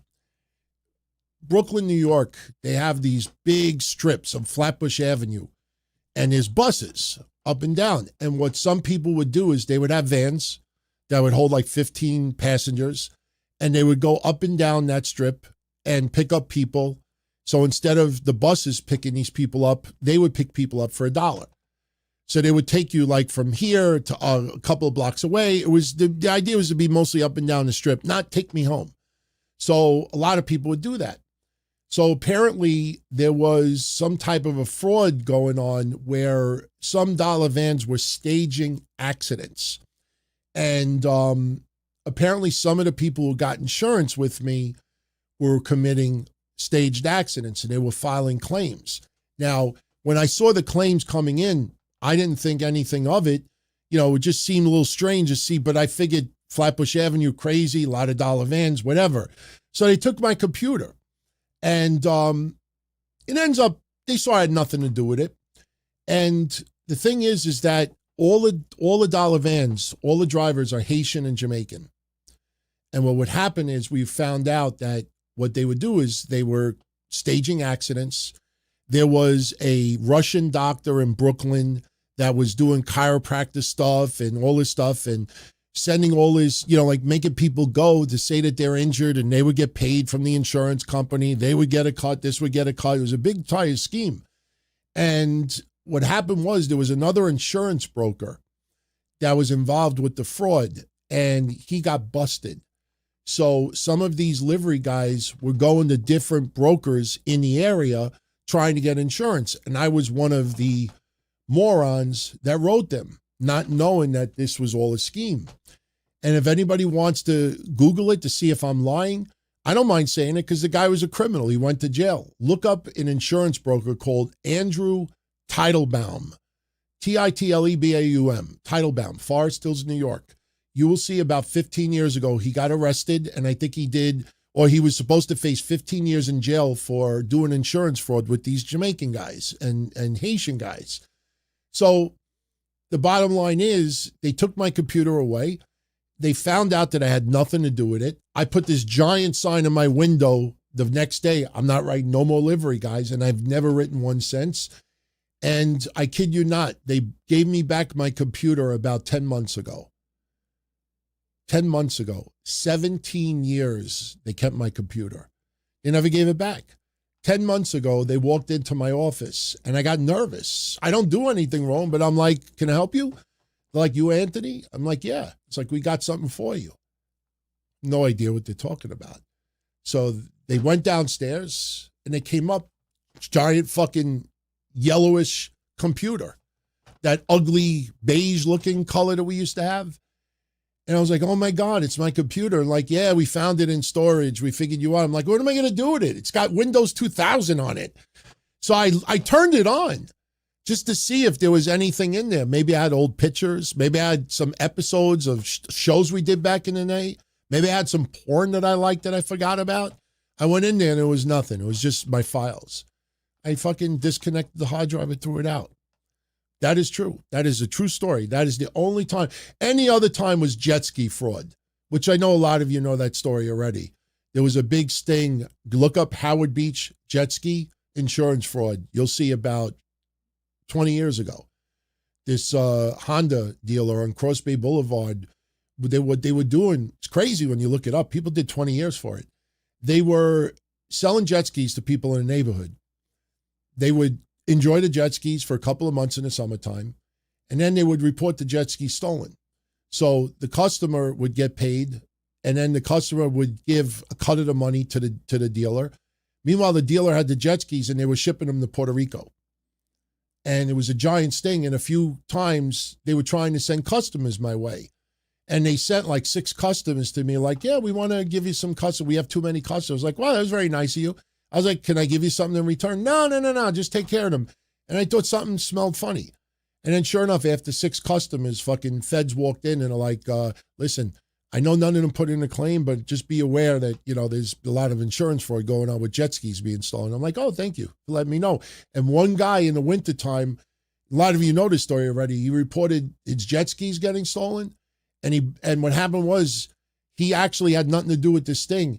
He didn't want to have the jet skis anymore. He enjoyed it in the summertime, didn't want them anymore. So he had somebody steal them from his driveway in the wintertime, and they brought it to Brooklyn, and they put it in a warehouse, and they put this canvas over it so nobody would see the jet skis, and they lit it on fire.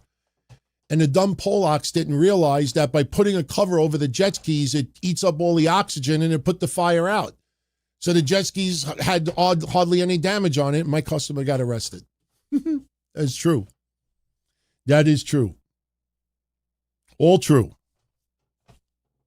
Yeah, if you think I'm kidding, just Google it. It's out there. Trust me, you'll see it. No joke. I don't ever tell stories I can't back up with some facts. All right. Let's do 2 more wrestling questions, and then we'll jet. Yeah, look up Andrew Teitelbaum, Forest Hills, New York. You'll see it. It's about 2008, around that time. Got arrested for insurance fraud with livery Jamaicans and Haitians. The best part about it, I will tell you this, because I never did it. The FBI asked me to wear a wire. They said, would you wear a wire?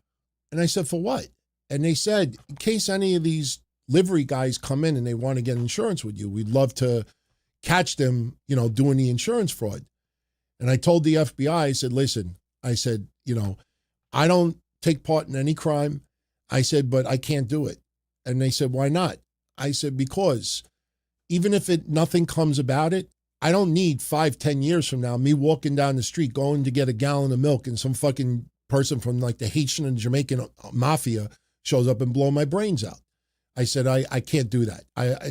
I'd rather just walk away and I didn't see nothing than to be part of it. I swear on my family, I'll never do another show again. They wanted me to wear a wire. I said, no, would not do that. I don't care who it is. I'm not a rat. And nothing is worth that. Then I have to look, because trust me, people in the mob, they want to get revenge on you. They don't do it in a day. They'll wait.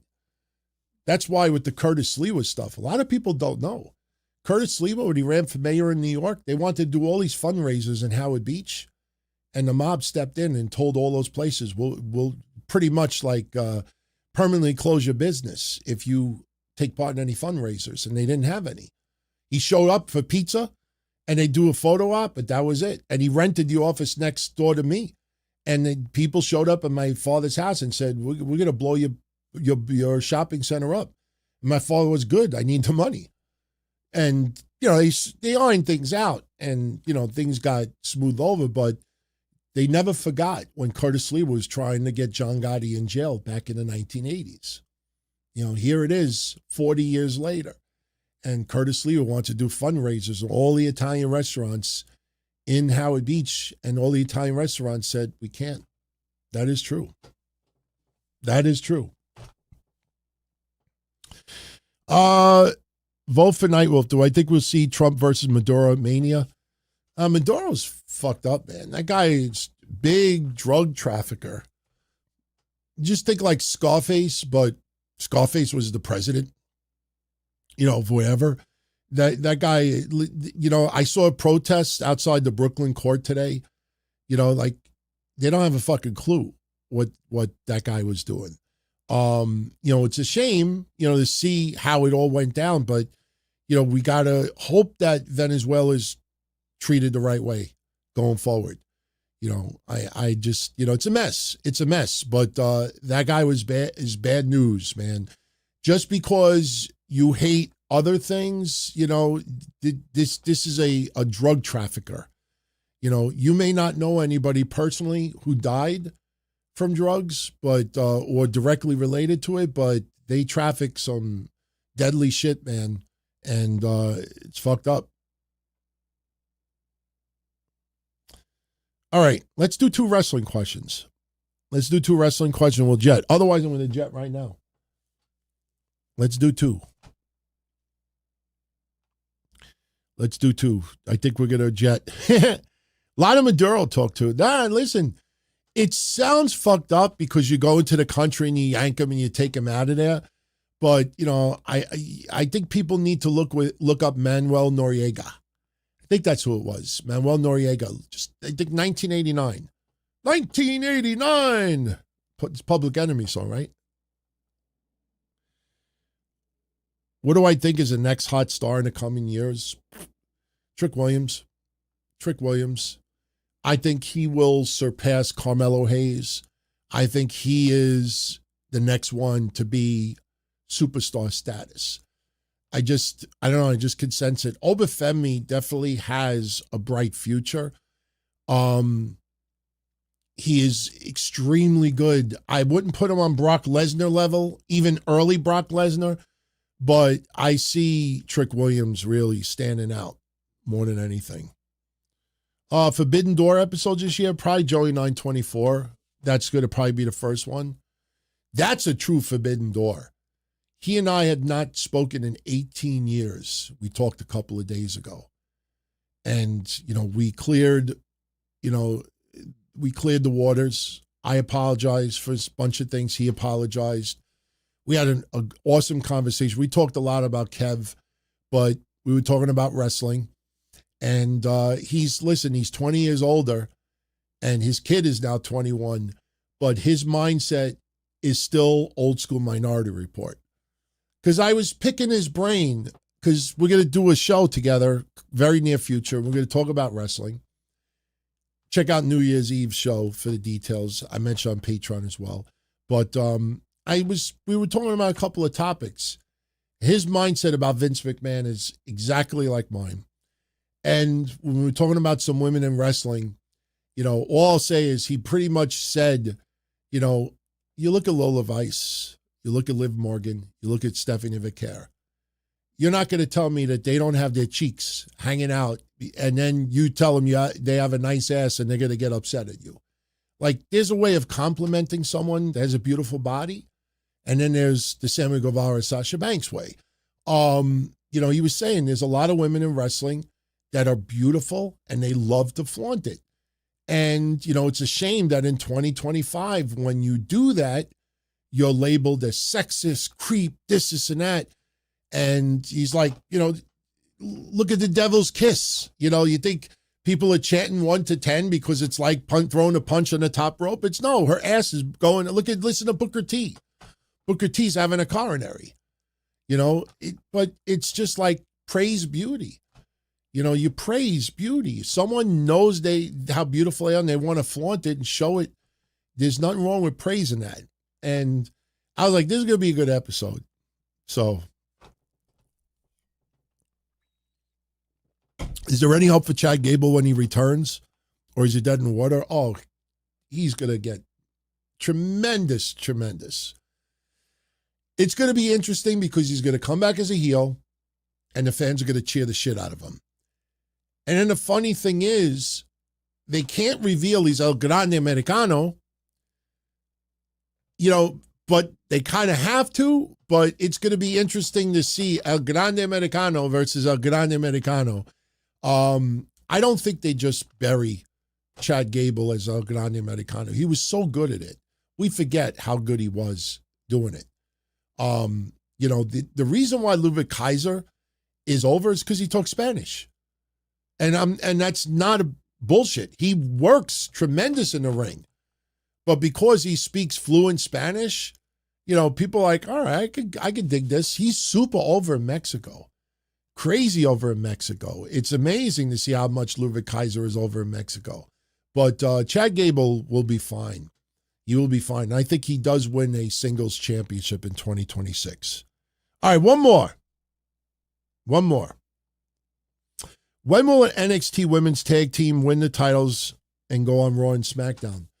That could be a way of getting a team promoted to Raw or SmackDown without just promoting them. Somebody mentioned earlier, JC Jane and Fallon Henley.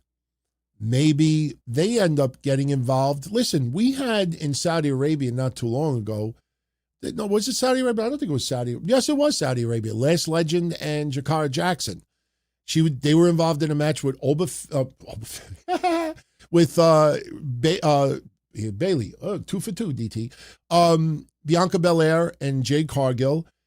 And I think it was Alba Fire and Isla Dawn. I might have the third team wrong, but it was a triple threat for the tag titles. And there was some buzz that we might see, Jakara Jackson and Last Legend win that night. They didn't, but they were great. But you could do that. Have another triple threat, team from Raw, team from SmackDown, team from NXT, fighting for the tag titles, and the team from NXT wins. I don't know if that will ever happen, but that's a good way of doing it. Absolutely. All right, we're going to jet. We always try to target a time and we end up a little bit later, but, we're doing it, having good conversation. Everybody seems to be sticking around. Nobody seems to be leaving. But there is a point where you got to know when to say when, and it's time for me to go. So I want to thank you all for a fun evening. Again, Happy New Year to each and every one of you out there. I am very much looking forward to 2026 to see what it holds. As far back as I can remember, I always wanted to be a podcast. Not yet. Ease up, killer. I'm really looking forward to seeing what 2026 brings. I definitely, with Kev passing away, it left a huge void, no question, especially because we were just getting started. That's the thing that really, really hurts. We were just getting started. And, what I'll always cherish is a month before one of the Monday night episodes, you'll hear Kev say, I've come to realize that these shows are the only thing that does not give me stress. Like everything else gave him agita.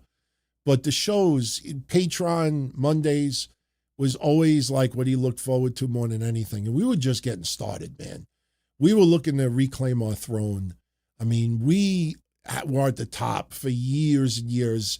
And, I wonder what would have happened if we didn't have the falling out. But, that's life. It's just, shit happens. And you just got to, go with it. But Kev passing away has been an incredible void. Even the other day, I changed the website just a little bit and, trying to change some of the wording a little bit. And it's like, man, I wish I could tribute that guy forever on all the shows. But, it's a time you have an area to celebrate him, obviously. But the show must go on. We must continue. And, he's a part of me, and the DTKC style that I am will never change. Even if I end up doing a show with someone else in the future, I am what I am.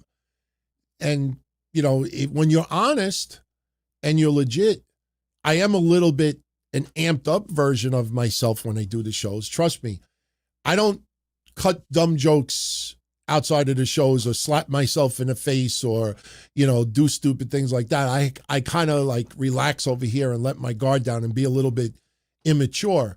But, 2026 has to be a big year. You get older, it gets harder. But you're also competing with 9,000 shows out there. I've come to realize, even my good friends, nobody really plugs my stuff or helps spread the word a little bit because, I get a little momentum. I might take a little business away from them, and that's fine. Oh yeah, that's fine. But you know what I mean? Like, hey, it's a part of what we do. It's not personal. Nobody's out to hurt anybody. But 2026 has to be a big year. And me, since I've been doing this since 97, I'm in my 29th year. My formula has always been, be myself. I don't want to be first. I want to be right. It's always been that. I don't want to be first. I want to be right. And, we don't clickbait. We don't hate. We don't clickbait. We don't fake news to make news. And most of the time, we just use common sense. Use common sense. And that's something. And when people say, how do you get so much stuff right? Use common sense. It's not that deep to think about it. It's just that a lot of people out there are really afraid to use common sense. They almost feel like they have to have a source. That's why you see so many people, my sources tell me. I heard from a friend. My sources. And that gets watered down very, very quickly. My sources says this. It's like, just throw your ideas out there, your opinions. And if it turns out to be wrong, so what? If it turns out to be right, you come off looking smart. But people out there think that by saying they have sources, it legitimizes what they're saying. And there are legitimate places out there. PW Insider is legit. As much as I don't like Wade Keller, he's legit. Fightful is legit. Meltzer is legit. It's just he kind of indulges. I think that's the best way I could put it. He indulges. You look at what we just said last week. This past week, I didn't include it in the history show because then I'd be a dick. Last week is the 1-year anniversary that Dave Meltzer reported that Elijah signed with AEW. Bet you guys didn't know that. We never covered it. And where he got that from was he saw the music video online when the Righteous were running around in the field with Elias. And they looked great together. And he saw that video, and because the Righteous was still in Ring of Honor, he said, Elijah signed with AEW, and he's going to be assigned possibly to the Ring of Honor brand. Never happened. That's indulging. That's indulging. I still support him financially too. Not everything is caca, but sometimes you gotta listen. You look at this. Forget about it. There's a couple of Danishes in the other room. Have one. Don't have three. You might get a stomach ache over it. So that's what they do. Instead of just taking one, Davey tries to take three, and sometimes you get caught with your hand in the cookie jar. So, my friends, I'm out here. Much love. I'll see you tomorrow night. DTKC, right after Raw. Let's see what happens. Will we see a plethora of title changes in the next 5 days? I think we do. Enjoy. As far back as I can remember, I always wanted to be a podcaster. For me to live any other way was nuts. To me, those goody-good people who worked shitty jobs for bum paychecks and took the subway to work every day and worried about their bills were dead. I mean, they were suckers. They had no balls. If I wanted something, I just took it. I ran everything. I paid the bills. I paid the hosts. I even paid the masked maniac. Everybody had their hands out. Everything was for the taking. We always called each other good fellas. You would always hear from somebody. You're gonna like Don Tony. He's all right. He's a good fella. He's one of us.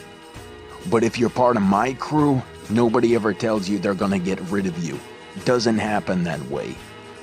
There weren't any arguments or curses like in the movies. See, your haters come with smiles. They come as your friends, the people who've claimed they care the most for your life. And now that's all over. And that's the best part. Today everything is different. There's lots of action. I don't have to wait around for everything like everyone else. Oh, I didn't get the vaccine? Fuck you, vaccine me. Oh, your delivery guy has COVID? Fuck you, feed me. Right after I moved here, I ordered egg noodles and ketchup, and I got spaghetti with meat sauce. I'm no longer an average nobody, while they get to live the rest of their lives like a bunch of schnooks.